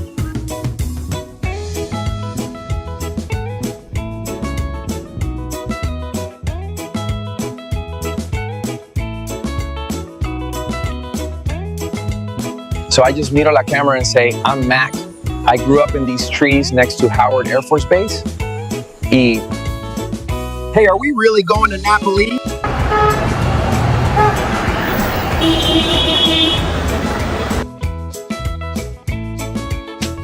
And let me tell you, the flavors of ají chombo, garlic, and onions, they each hit you one at a time, and it's so delicious. Howler Monkey Original brings the true taste ají chombo of Panama to your pizza game. Do you know a howler monkey who can describe the sweet heat of our original with authentic ají chombo peppers, or the fresh punch of verde where habanero warmth meets crisp bell pepper? How about the bold tang of Amarillo, yellow Scotch bonnets blended with mustard seeds? And of course, our hot, the same great flavor as original, fired up with red habaneros for that fire. Our sauces are all natural, no preservatives, gluten-free, pure flavor and pure fire. Are you the next Howler Monkey spokesperson? All right, there we go. Mac from Howard Air Force Base, and of course, we've met Gamboa, who's I liked him. He was cool. Yeah, he was cool. He's got a more West Indian vibe, or a Bijan vibe, as they call it. Yeah, this guy's more Calle Cinco. I mean, this guy's more La Central. Yes, indeed. So, but the next one, like I said, he's a pretty cool character. I'll put it that way. He's very adept on a surfboard, and he's very adept in a kitchen. And so we'll see that. But anyhow, so as you see on the screen here, guys, what we're talking about now, and this is going to be a segment that we're going to have every month now, with canal construction. That was a huge part of canal history, or Canal Zone history, but it was specific to just, the building of the eighth wonder of the world. And it was a 10-year project, right? It took a long time to do. They literally cut through the continental divide. And you're talking in 1904 when they did this. Technology was nowhere near what it is today. There was a lot of technological innovations that came about because of the canal and ways of doing things and operating. So we're going to go over that, and we're going to cover real quick here first a bit of chronology of the year 1904. 1904 was a very interesting year for canal construction. Remember, the Canal Zone, as we learned just a couple of weeks ago, acquisition day was May 4th of 1904. Right, 1903 in November was when the Republic of Panama came to be. The U.S. obviously had a big part in that, and from that point until May 4th, there was a lot of negotiating. Right, there was still a French company out there that had the rights. They had a contract for this. There was a 99-year contract. So just because Panama had set themselves up and the U.S. was coming in here, you still had the French to deal with, right? And there was a lot of things going on there. So the first part of the year, there was a lot going on there, which actually, let me bring that up here. The first part of the year, January 4th, Roosevelt transmits a formal message to Congress relating to the Isthmian Canal. So, again, this is a government project. The United States government is running this, and so now they're going to have to start, it's going to require funding and a lot of logistical things going on. So this is the first time that the president now is formally communicating with Congress on what is going on with the operation. They've now set up the Isthmian Canal Commission, and so they're moving forward there. The next day, January 5th, Secretary of State John Hay dispatches a formal letter to General Rafael Reyes. And Senator Henry Cabot lodges a defend Panama policy with the U.S. Senate. So they're now starting to create rules and regulations on how to run this, how to set foreign policy when it comes to Panama, because you're going to be taken over in a place 1,000 miles away with a country that's brand new, right? And so this country is going to be setting up their own legal codes and their own operations as well. And so it's a great opportunity for them to do that. And this is when the canal then assumes, who's going to start running this. And as you're going to see later on here, the hierarchy here that involves the military. Later on in February, somebody named Elihu Root delivers a address to a a union of in Chicago, right? And again, public perception is a big deal in these times, especially, you know, the United States is coming out to the world as a new industrial power, right? And so there's a lot at stake here. There's a lot of big corporations in America that suddenly are looking at opportunities to grow and expand themselves globally if this canal's a success. So a lot of eyes are on this canal operation from day one, right? And so, you know, this is where you're starting to get this public opinion, right? I found out later on the Canal Record was actually a PR newspaper that was meant to put out the positive message of what the United States was doing in the canal, help motivate the canal workers, but more importantly, let the world know what was going on down there and how much progress the United States was making. So really interesting situation here. And again, we're not even really digging any dirt yet, right? We're just taking over the assets. Absolutely right. That's exactly it. We're taking things over. We're figuring out what we have, right? Because we don't know yet what we're working with. Right, because they were actually preparing to do this canal in Nicaragua. Correct. Absolutely. In fact, Nicaragua, as we have learned, was the favorite. Okay, It was by a couple of. Oh yeah, they already had that $40 million Yes. approved to spend on that. They absolutely did. They absolutely did. And so, you know, things were starting to move forward. Now we move into May, which we're you know, in that month now. We talked about this a few weeks ago. May 4th was Acquisition Day, and that was the day that the United States formally took possession of the operation and that area, which then would become the Canal Zone. So that was officially the day it happened. May 9th, they officially assumed control of the project. You know, May 4th was very much pomp and circumstance, a lot of ceremony of lowering a flag, raising another flag. You know, we learned about that lieutenant. They kind of just happened to be the highest ranking guy at the moment here. So you're the man. So, but this is where it's now it's starting to take shape. We're looking at this, and it's going to now become an operation. We're going to start, you know, putting, you know, feet on the ground and making things happen. So now we're going to start to really understand how the setup works, what's going to happen, and how this is going to function moving forward. Because, as I said, this is a 10-year project, right? This is not going to be a short-term, you know, situation here. At the top of the bureaucracy here, which will end up being a big problem, as we're going to learn later on. But the way it broke down was it started at the top with President Roosevelt, right? Roosevelt played he had a big hand in this whole canal operation, whether it was Nicaragua or Panama. He did lean towards Panama, but the majority of people still were liking Nicaragua. But this was a pet project of his, right? This is something he campaigned on. This is something that was a really big deal to him. So he personally wanted to supervise a lot of what was going on. From there, it went down to the Secretary of War. Okay, this entire project always fell under the guise of the military. And it's funny that we were talking about it earlier, that, you know, there's a whole neutrality treaty, and it really isn't something that is supposed to be a strategic asset, certainly a strategic military asset. But let's not kid ourselves. The United States looked at it from day one as a military asset. There's no ands or buts about it. And for all of us growing down in the zone, you didn't have to look in any direction more than about 5 miles and you saw a military base. So the military definitely played a huge, huge role in the canal. And in this case, even from early on in the construction, they were put, you know, basically front and center there. You know, below them was that Isthmian Canal Commission. Right. And this was a group, a board, an advisory board, a decision-making board that they have today. Absolutely. But here's where one of the big problems started right from the get-go. This Isthmian Canal Commission was in Washington. And it would be difficult in today's world to manage a project from that far away, let alone in 1904 with much more limited communication, limited logistics, and everything else. AI was a little slow back then. Yeah, it sure was, man. There was no IBMs out there and whatnot. So it was just a nightmare to get anything done. It was a bureaucratic nightmare. And as we're going to learn, like I said, later on, a year later, they had to make some huge, huge changes because this was just such a big problem there. But this is the way the layout was. You know, you had that Isthmian Canal Commission, and then in Panama itself, you had two basic pillars of authority there. You had the governor of the canal zone, and then you had the executive secretary, which basically was the position to to enforce a lot of the laws and regulations, where the governor was really somebody that was more of an administrator of the canal project, right? As we Yeah, know, because a he lot was of always those- an engineer. Absolutely, and we learned that from the get-go, that you had to have that role, because everything about this was engineering for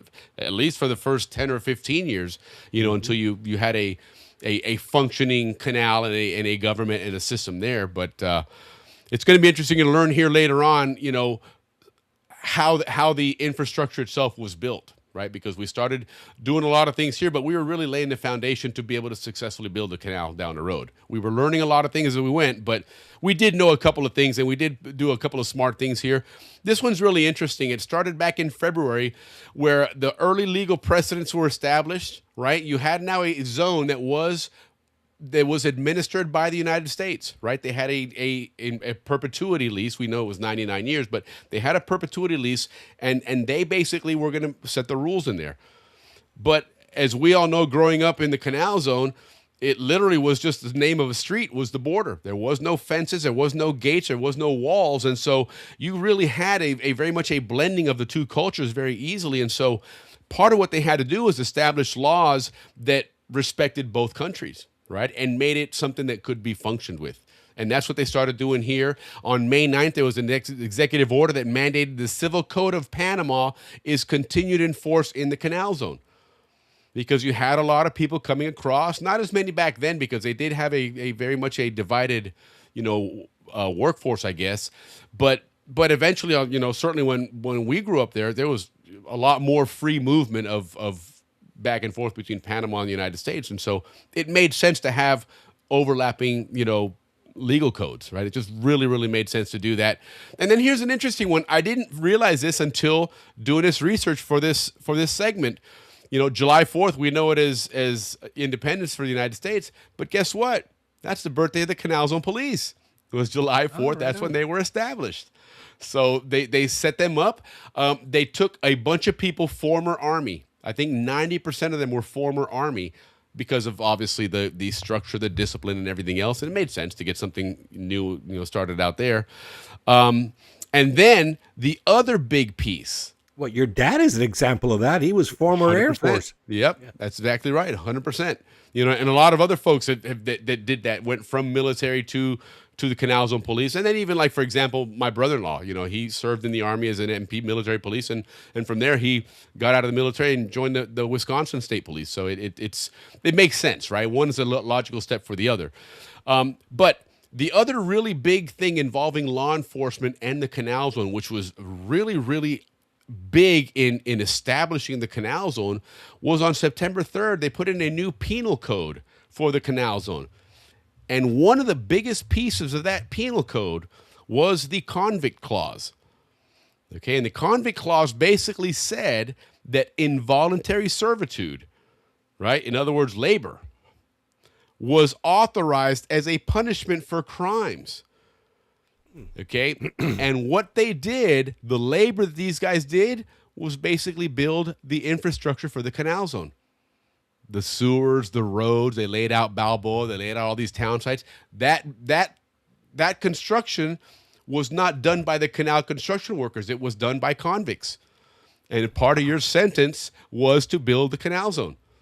So that was kind of interesting that they came up with that rule there to make that change there. The other big thing that they started doing, obviously, as we know, one of the big reasons that the French project failed was you couldn't keep people alive. It was just, what did we learn about the first chief engineer? Wallace. He arrived with a coffin, a lead coffin. So that was the thought process of going to Panama was, man, it's a coin flip whether you're going to make it out of there alive. You're going to make it alive. Yeah, certainly, and unfortunately, the French and everybody prior to the United States coming in thought that it was, yellow fever and malaria was caused by bad air. And they finally realized, through Gorgas and what he had learned in Cuba, earlier on, that no, that it's through these mosquitoes. And so June 30th is when the formal effort started to kick off for the United States to start to eradicate yellow fever and malaria by controlling the mosquitoes. It really didn't go into full swing until 1905, as we're going to learn here, but it was now recognized that, hey, this can be beat. You just got to do it the right way, and you got to take the right approach. And this is one of the things that Gorgas is famous around the world for is his battles with mosquitoes and whatnot. So a couple interesting stats here when it comes to those mosquitoes. And the one that really sticks out to me was on the bottom there, the result of this. Okay, malaria death rates went from 16 people for every 1,000, which doesn't seem like a lot, but when you're bringing in 20, 30,000 people and you're losing 100, 200 of these people every couple of weeks or whatever, it's going to start costing money and just replenishing people, right? You got to start hiring people again. You're bringing people in that you have to train them now. And so there's nothing good about it, but that rate went from 16.2 per thousand to 2.6 per thousand, which is incredible, the number to shrink that, which shows you how prevalent that mosquito problem was. And once you took care of the mosquitoes, it really quickly got rid of these things. You know, the other thing about this, the benefit of this was a benefit to Panama itself, because mosquitoes don't know borders, right? And so you couldn't just eradicate mosquitoes in the canals and expect it to be fine if you had them all in Panama. So, you know, they cleaned up the whole city. They and repaid built the whole and city. everything. Yes, Yeah, yes. that was part of the deal. Absolutely that nobody was. speaks of. Correct. And like you say, it shows right here, you know, that, you know, part of that, starting in July 19th, the Division of Municipal Engineering is established because they recognize, hey, you know, we got to build the canal zone, but right across the street over here, this Panama City place is a dump. And there's water everywhere. It's the tropics. You're never going to get rid of mosquitoes unless you fix Panama as well.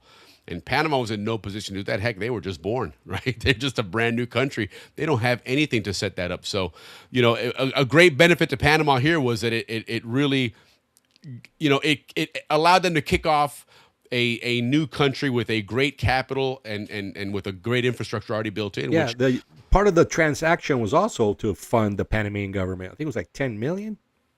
10 million. But here's what's interesting. That 10 million, they didn't give it to them right away. They took a lot of that money and they invested it in New York real estate to prop up the real estate, get a good return on it, though, because the truth is they didn't trust the Panamanian government, and rightly so. You know, these guys are brand new. Right. Absolutely they are. So, but you finish doing this, and all of a sudden, Panama is one of the most modern cities in all of Latin America. And they've only been around as a country for a year and a year plus. So that was a really big kind of hidden benefit of the canal and this whole mosquito issue was that Panama got some really, really great infrastructure out of it.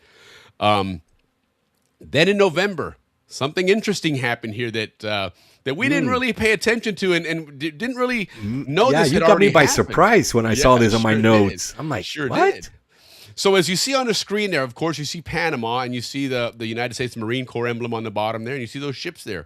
So in November of 1904, 1 year after independence, there's really, really strong rumors that there's going to be a coup, that the Panamanian government is about to be overthrown. And Roosevelt got wind of this, and he sent Marines there. And he sent Marines to go ahead and quell this. And so this was a really, really big deal, you know, because, again, you're only a year out from this. Let me see, HB, my great-grandfather, J. Jackson, they wanted to send him to Panama. He survived the Boxer, but that's in China, by the way, in Cuba and the Philippines. Damn. When they said Panama, he said, no way. You see? And let me tell you what, when he's listening there, that Boxer Rebellion, that Cuba and the Philippines, Cuba had a huge disease problem as well. That just shows you how Gorgas bad was Panama was. That people that have survived that are saying, "Well, hey, I ain't getting over there in that business there." But anyhow, so this is what we're looking at in November. Okay, going back a ways, of course, as you can see on that map on the upper left, you know, you had Gran Colombia, and Panama was part of one of those provinces. At one point, it became New Grenada. A couple different iterations of it involved at some point Ecuador for a while, Venezuela as well, and of course Panama. And then of course you had the United States of Colombia, which kind of was a federal group of states as well. But long story short, come November 3rd, 1903, Panama declares its independence. Panama is now no longer a renegade province. It is now an independent country. Colombia doesn't like it, but some monies have been exchanged, some things have happened. Not to mention some battleships pulled into the port there in Panama, and that was kind of enough for Colombia to say, all right, well, we'll have to talk about this. Well, the U.S. also paid Colombia $10 million. Sure did. It wasn't just taken from them; they got paid, even though Panama was an independent country, and the U.S. could have ruled and said, hey, sorry, F but you, we don't recognize paid you. them off. But they still did it anyway, right? They still maintained some good order there. If you recall from Dave Dahlstrom, who just chimed in here just a moment ago, we learned that one of the areas during that 1903 turnover was they were counting on military action from the Colombian soldiers in that area there, and there was a general that decided not to do it. Right, Ricky? Huertas, right. He was the general that he could have been a general, he could have been a lieutenant colonel. I don't recall, but he was the one that flipped. And with the governor of Panama, Ovaldía, they flipped and then took the Panamanian side. That's exactly right. Right. And so you're right. Maybe he was a colonel, but I guess once he flipped and helped them, they probably took him and made him the general in charge in the country and whatnot, because now he helped them and he's got leadership skills, whatever. So bottom line is he is now part of the Panamanian military establishment. And rumor and from what we've been reading, him and Amador, who was the first president of Panama, they had a warm, cold relationship, right? They worked together. It was almost the enemy of my enemy is my friend, I guess you could call it, right? Right. But as now a year's going by, things are maybe not turning out the way this guy might have liked. Who knows what the case is, but turns out that it looks like this General Huertas is going to attempt to overthrow the government. It kind of makes sense because remember, Colombia had a treaty with the U.S. in 1850, might be a little bit earlier, right, to bring U.S. troops to Panama to protect Panama for Colombia. Yes. And no matter what happened, it'll stay Colombia. Now, Willie, Panama's always been protected by a world power. In the 1500s by the Spaniards. Panama's an asset. Then Bolivar, Simon Bolivar. It shows what a big Colombia. asset Panama is. That somebody's always willing to protect it and step up. And then the U.S. But people think that the U.S. came under Panama. That's not true. The U.S. came to Panama under Colombia. Yeah, right. Colombians. Well, remember, were the ones guys, the that Panama brought it. Road had been there for 50 years before the U.S. stepped in there. And Willie, the U.S. presence in Panama intervened 10 different times. Yes, to help Colombia maintain Panama as Colombian. So Huertas was probably thinking, oh, these guys have 10 times they'll come and go. Protected Colombia. I'm gonna, do this coup because I didn't know about this, but this makes sense putting the dots together. Yeah, I'm gonna do this coup and take over and get rid of Amador, Guerrero, and Arango and those guys because those guys were a little bit aligned to the liberal movement that fought against the Colombian government, the liberals against conservative. So kind of makes sense. Well, no, he it misjudged. does, and I mean, the guy switched teams one time. So, once you switch teams, right. You've shown it. The loyalty's not always Roosevelt there. said, nah, I don't think Yeah, he so. did. Roosevelt came back The in. Panamanians were solid with us. We're sticking with the Panamanians. Sure. Yeah. And that was the first time then that the Panamanian government dissolved their military. And they said, hey, you know what? We're going to go ahead and let you guys protect us. We'll set up a police force, but we'll let you guys be our military and protect us there. And I mean, it made sense because the U.S. had their own vested interest, obviously, with the canal there. So it wasn't like it was an agreement that you could never, there are certain places you have these agreements and, well, can you really count on them to step in when the shit hits the fan? Well, you have the Panama Canal there, so the United States is going to step in no matter what. So it was an easy decision to make that change. But it was just really interesting that November, 1 year later, and here we're already talking about, hey, man, it's time for you already to go, a coup.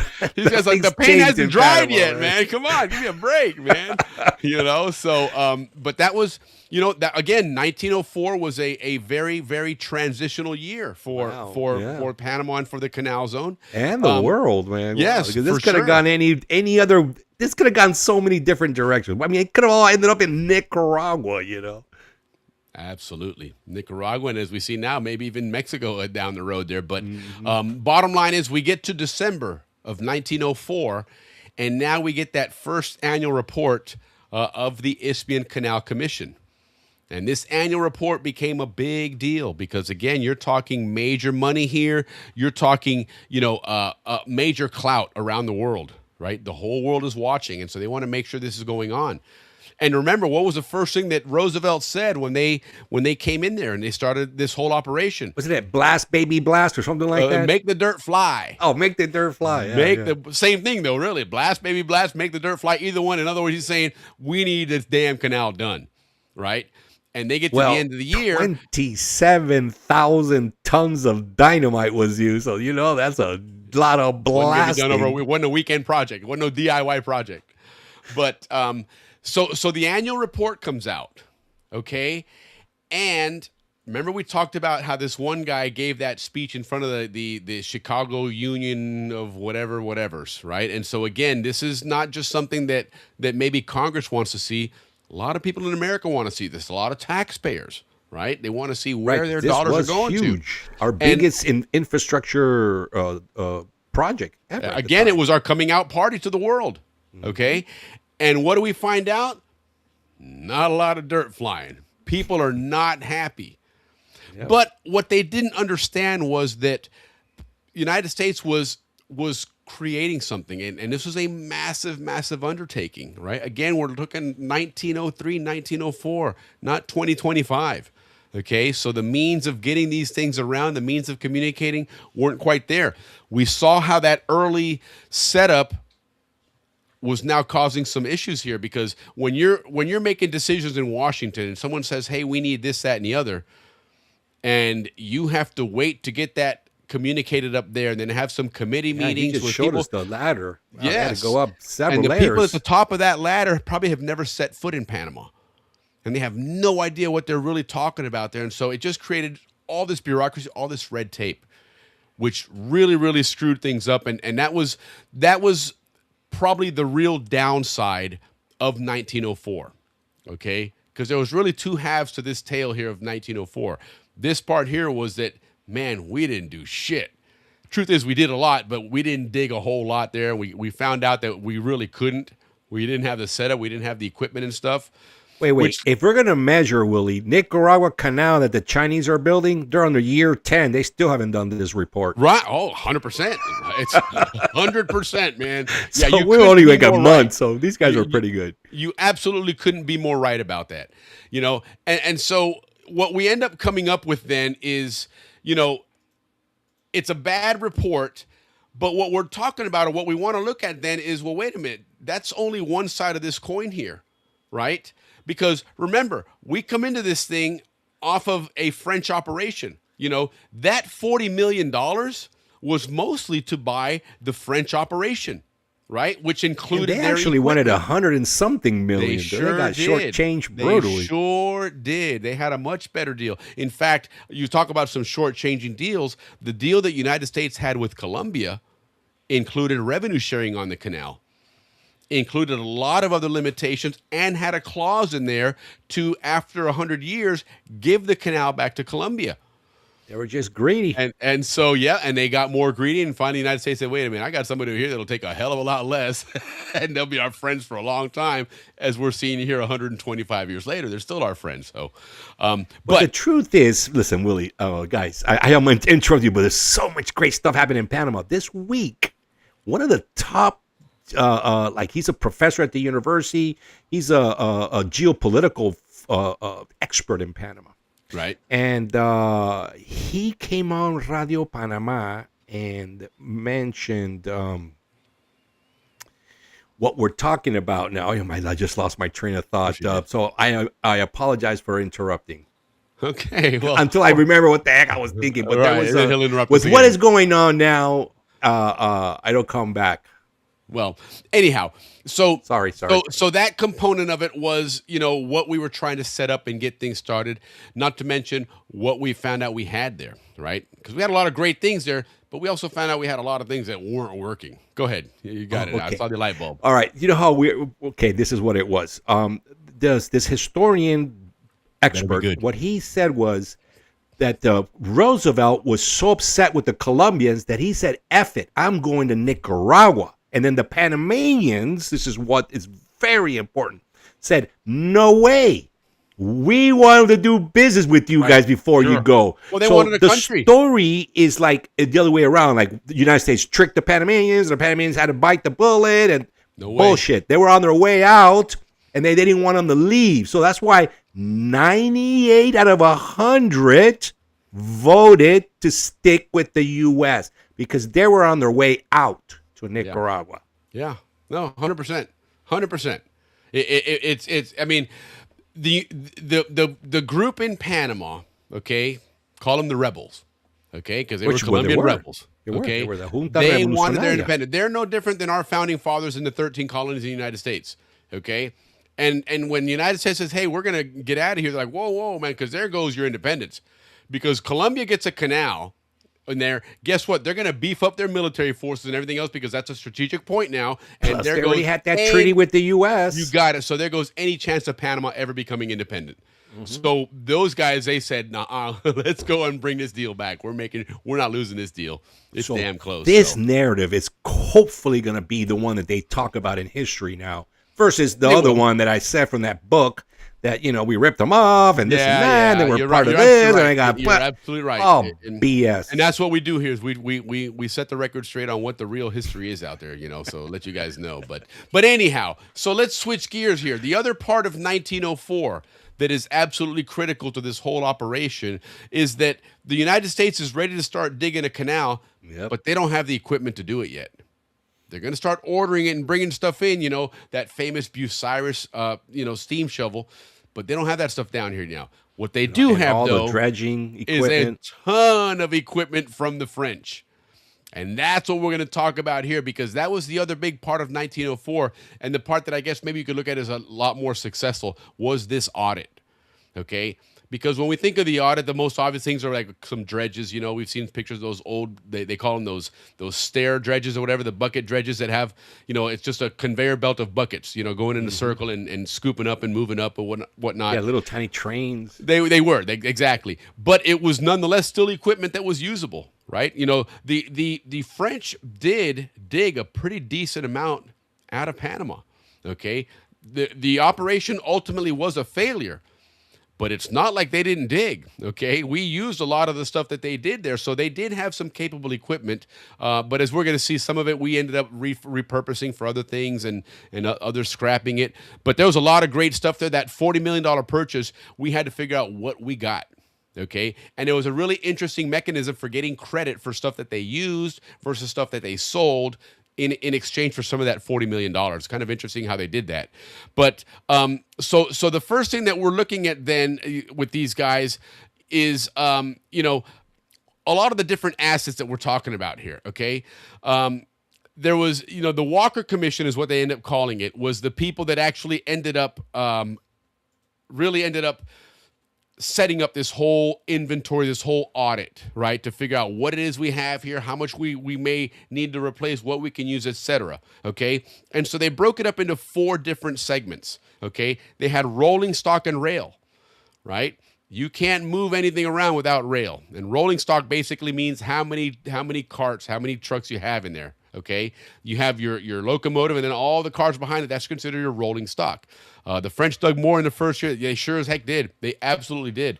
The United States was buried in their own bureaucracy, in addition to try and rehab a lot of this stuff and just kind of get an idea of what they were facing here, right? So anyhow, the other section they were looking at was that floating equipment. Thanks, Eric. Appreciate you, man. The floating equipment. Right? They were already starting to dredge things out. Remember, the canal on both ends, they didn't build it just from the center out. They also built from the outside in, right? And coming in the Atlantic side, they had to dredge that Limon Bay area. On the Pacific side, they had to start digging that channel and stuff. So they were working on it already. And so they had some dredges and equipment that we were able to salvage, find some of it in many cases. They had buildings and housing. And you're going to see here, we found some incredible facilities that we rehabbed and used them. And a lot of the buildings, a lot of the early stuff that we had, we were using the French stuff, and then we later on would either rebuild it or whatever. But and not just housing for personnel. I mean, some warehousing and stuff. You're going to see some amazing stuff there. And then scrap metal and shop machinery. And this part is interesting because they actually had foundries in the zone where they would take a lot of this I won't say a lot, but some of this French equipment that was not usable. And where they could, they would take those pieces off, they would melt it down, and they would make their own replacement parts, right? And so, again, you're talking about a very self-sufficient operation, and part of it was maybe not having to wait 6 weeks for a part to be shipped in from California when you were, making your own here in the Canal Zone and expediting that whole process. So, part of that 1904 was, again, to make sure that what we're doing here and what we're getting out of here is going to be functional for us, okay? So, looking at that rolling stock, okay, they call it the Chagres tally because they found a lot of that stuff in that interior area there, okay? And they found 645 dump cars, or they were using 645 active dump cars in 1904. Out of those, 410 were refurbished French. So look at the initial investment in dump cars. They didn't have to get that many because they already had a bunch sitting right there, right? So that gave them a kind of a head start there. They call those spoil trains too, right? Yes, absolutely. Because again, you envision these guys digging all this rock and stuff and they put it on a car. You got to take it somewhere. Okay.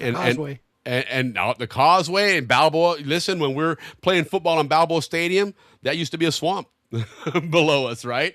That Albrook Air Force, that runway was all a swamp down there. So that was the stuff they had to move, and they had all these cars to do it. 47 of the 50 locomotives, and again, 410 of the 645 dump cars active in the Chagres division were refurbished French stock. So you almost had the entire stock that was already in place or, needed some fixing up. Good recycling. Yeah. It was, Efficient. certainly. Yeah. Overall, military. 659 French cars and a portion of 300 active locomotives were rehabilitated for the excavation.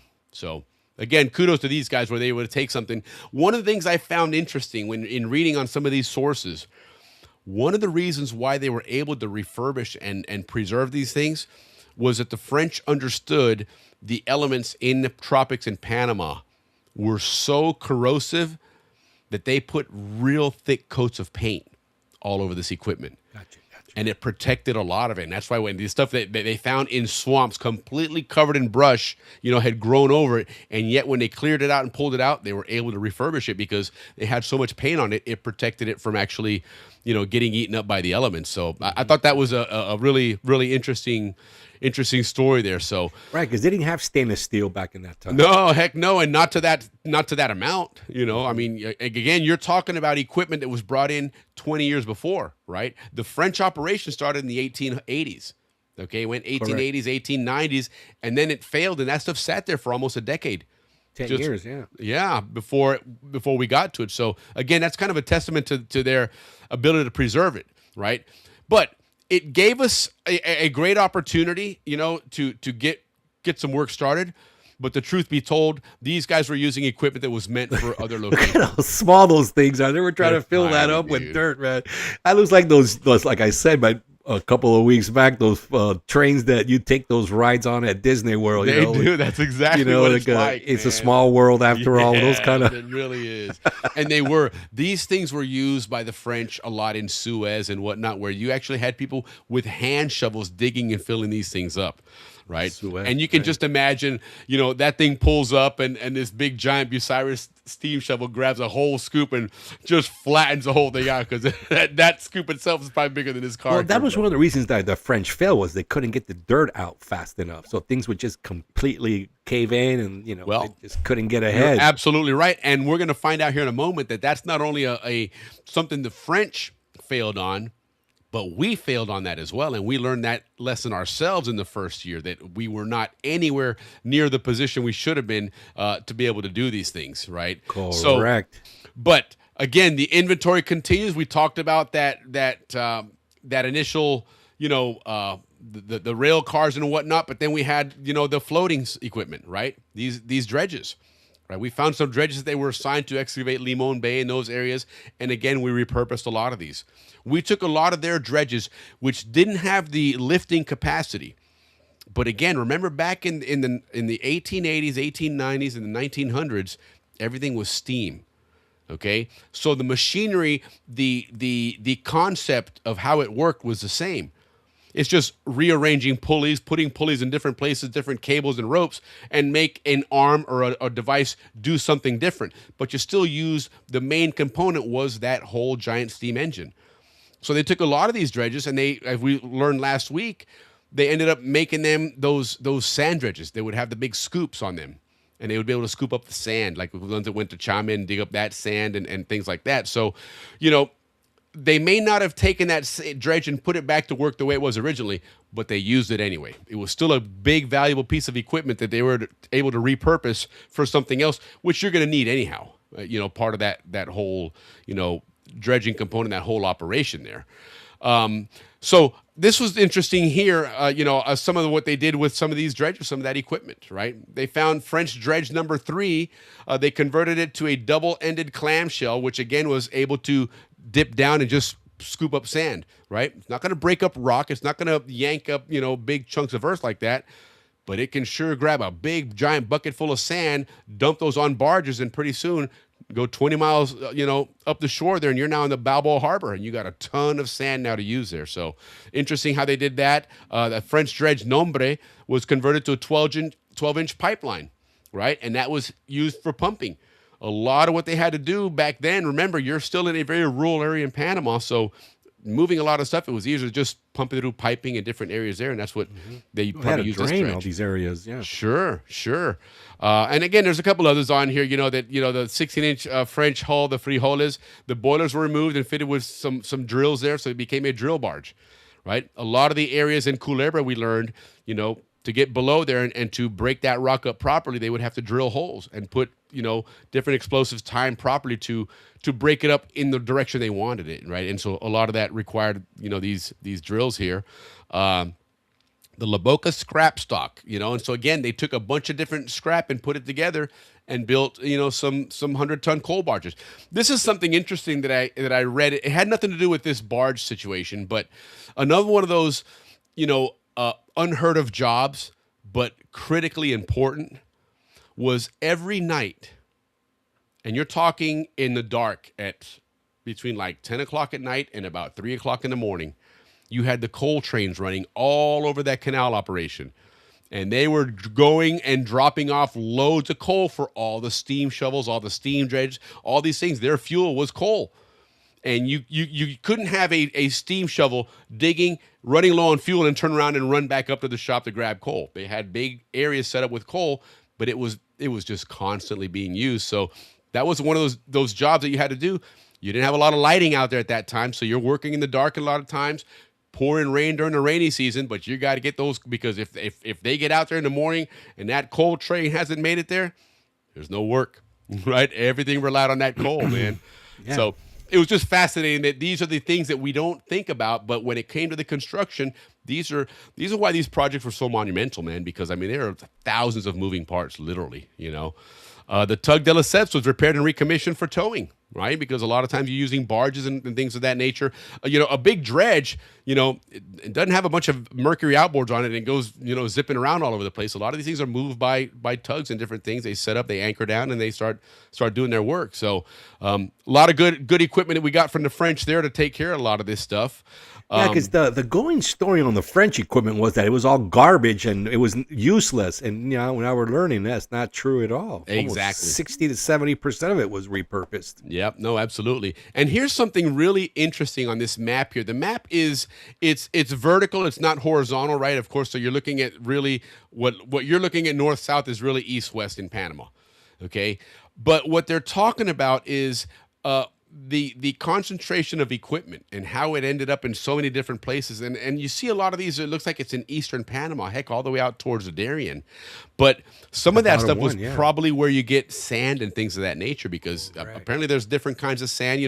We learned the other day from Dave that Portobello, right, was kind of out of the way, but the stone there was necessary, for the concrete in Gatun. So, this is where they found a lot of this stuff. And like anything else, you think of, look at Spirit Airlines the other day.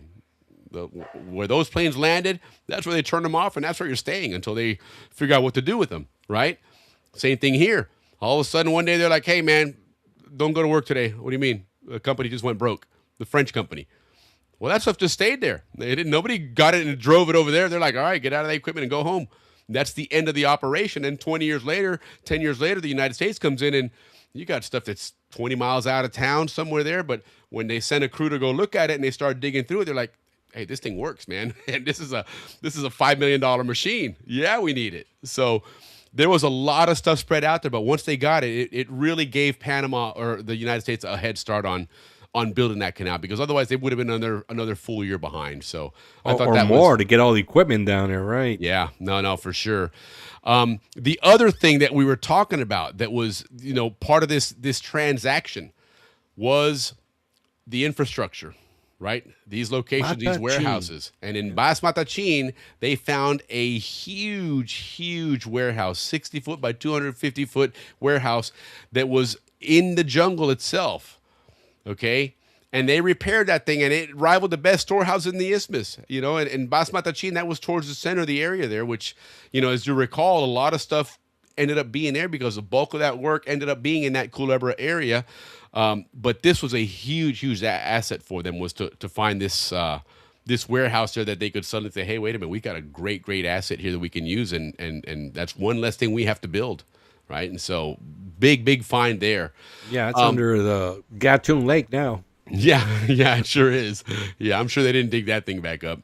But so something interesting that they did here with like I said, with a lot of what they did there, a lot of the early infrastructure they built here was to help support their infrastructure, if that makes sense. They built these foundries and these big melting furnaces in Gorgona where they had a lot of equipment they just couldn't use. If they talk about that one dredge where they took out, the whole, steam boiler and everything else, and they put, racks on it for drill. Well, guess what? There's a lot of metal in that stuff.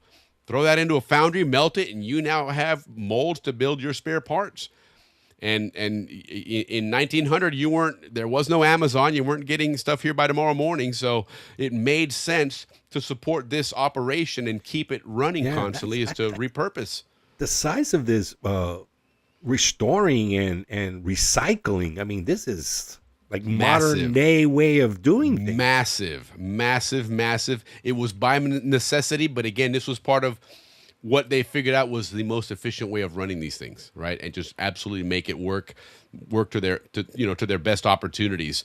And again, this is all part of that $40 million.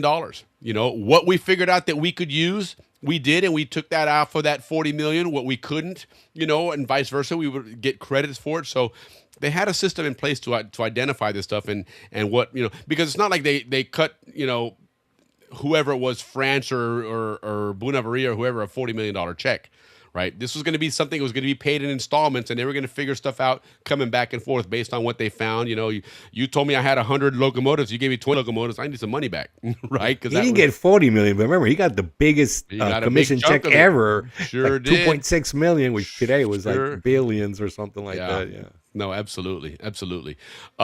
So again, looking at this $40 million ROI. Okay. Return on investment. There was worthless abandoned equipment. It was not a political gamble, as they said, because some of this stuff you could turn around and repurpose it, or you could just melt it down. If you weren't going to do that, you could sell it as scrap, right? It's kind of interesting to look at this, from a lot of poor Latin American countries, but a lot of their construction early on sometimes is a little on the rickety side, and you never know where some of this stuff is useful to somebody else, who's building a country, right? That steam boiler may not be useful to the Americans in their construction, but there may be a place in Panama City that could use a boiler to run a small factory to make furniture or something, right? And so they're more than happy to buy that. So nothing went to waste. I mean, if it went to waste, it really, truly had no purpose whatsoever or no value at all. So that's like Section I started way back then. Yes, very much so. Very much so. That's exactly what that was, So, really, really interesting, that other component of what it was, to be in this, in this whole construction, again, this first year of the Canal Zone, because the first year of the Canal Zone, as we see from the annual report, the first year was not that successful of a year. It was, hold on, let me do something. Engineering, rearranging, yeah. No, it really was. You first of all had to figure out what it was you had, right? You still had to figure out all of those things. But as we saw, there was a setup that they had that was running everything from Washington D.C., and that in itself was not gonna work. Okay, and there was a lot of political pressure on Roosevelt and in Washington as to why after 1 year nothing's really happening. And right? 40 million was a lot of money. Plus Sure everybody was. else being Sure paid out. was. 25 for the Colombians, 10 for the Panamanians, Absolutely. 10 for the railroad. Ooh. No, it certainly was. And so one of the things that you'll find is that, we're looking at this chronologically from, the year 1904. And really, as we saw January and February, not a whole lot going on. March, really nothing of substance going on. It wasn't until April and May when, things started to get signed, paperwork signed, officially take over here and there. And then we started these operations, right? And so same thing, carries over where you really could almost look at the clock starting May 4th of 1904 and then see where we're at in May 4th of 1905. And that's where we really had the first big pivot, okay? And this is where John Stevens took over as chief engineer. Okay, the first year was what was the Williams? No, what's the first guy's name? Wallace. John Finley Wallace.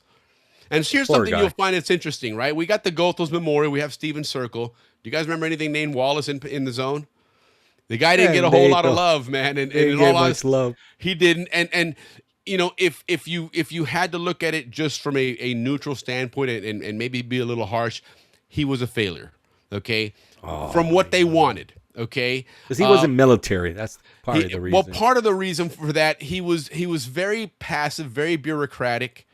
They brought in Stevens and they brought in the governor Davis, and these guys, they really were pivotal. Stevens gets a lot of the credit, but Davis was just as instrumental in getting things done in the Canal Zone. But one of the things that was really critical there was that Stevens was a railroad guy. Mm-hmm. Stevens had built railroads.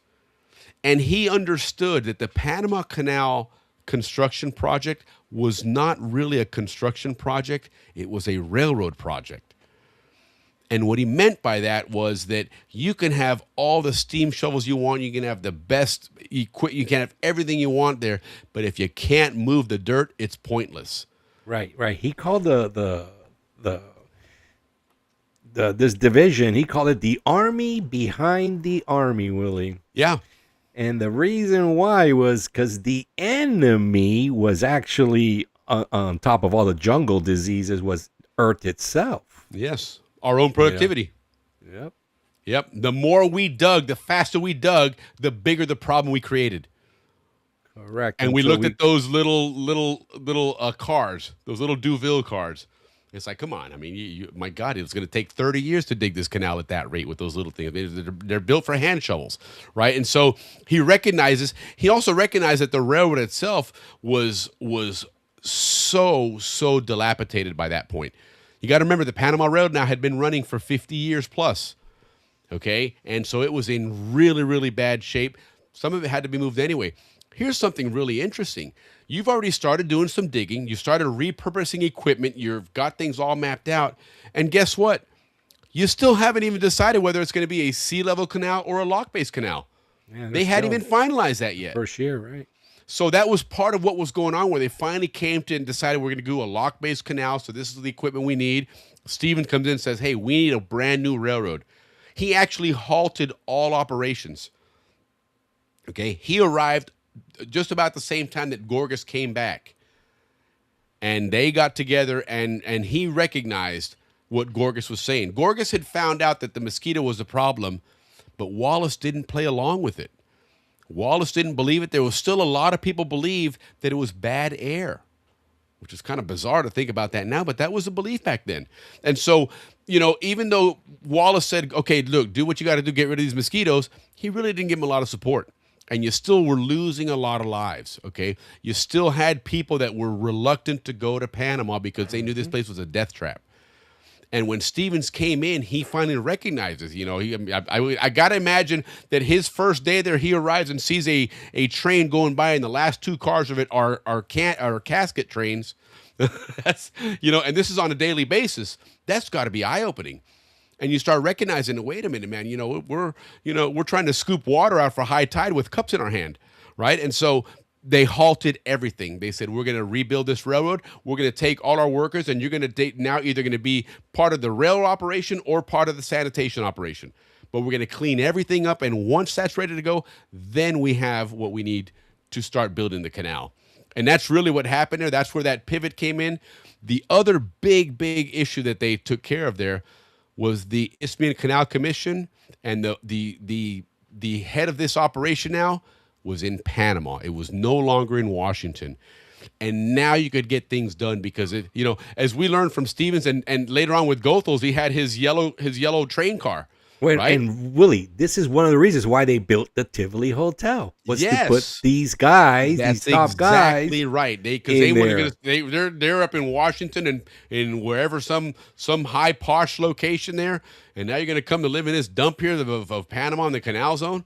No, we got to hook you up and put you into something. But what nice. Stevens did, I'm getting ahead of myself here. What Stevens did with the Tivoli was he didn't want Panama to feel like we were putting this massive hotel of luxury, right? Right in their faces. So the first one, he called it a labor workers, like a rest house. A guest house for the workers. Yeah. And then with all the intentions of after the construction to convert it into a world class, which you will learn more about. Which it absolutely did. But that was necessary because now you could run a more efficient operation. Right. And at that point, now it started becoming something that was viable. You could see the light at the end of the tunnel, though, although it was still a ways off because you're still 9 years away. But now you started putting in now you started getting the. They got American a good foundation, equipment. is what he did. They absolutely did. There was another section we were going to talk about, but we ran a little bit long tonight, which was the supply section, because that's something they did immediately.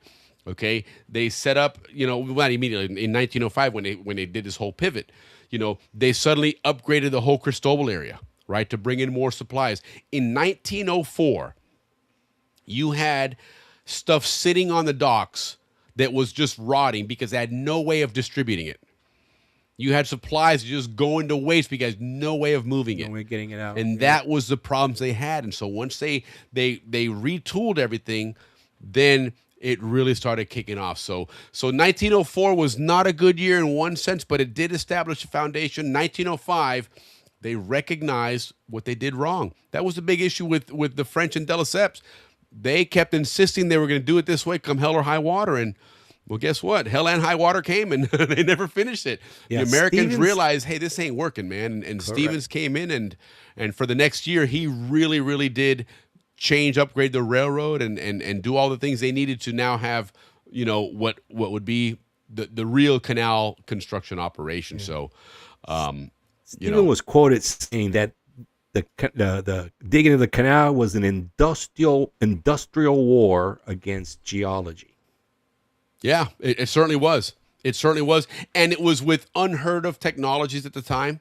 Right, nothing like this had ever been attempted. Oh yeah, all they had was steam shovels, railroads, dynamite one crews. Of the things, for example, which we're going to learn later on here, once construction really started kicking in, right, they were moving so fast that they were being slowed down by their inability to move the railroad tracks to then be able to dig in the next section. That's when they developed we've all seen the pictures of all the guys. Yes, and they built those, exactly. And so finally they made those cranes that they developed. They modified some of their own steam shovels to then be able to lift and move track and suddenly expedited that. That became a new technology, a new way of doing things. And it really is fascinating to see how as they progressed, they developed new ways of doing things that made life a lot easier for these guys, because it was, like I said, the Canal Record really was a PR newspaper. It was designed to keep the world at, saying, hey, look what we're doing here, right? It also served as a motivational piece.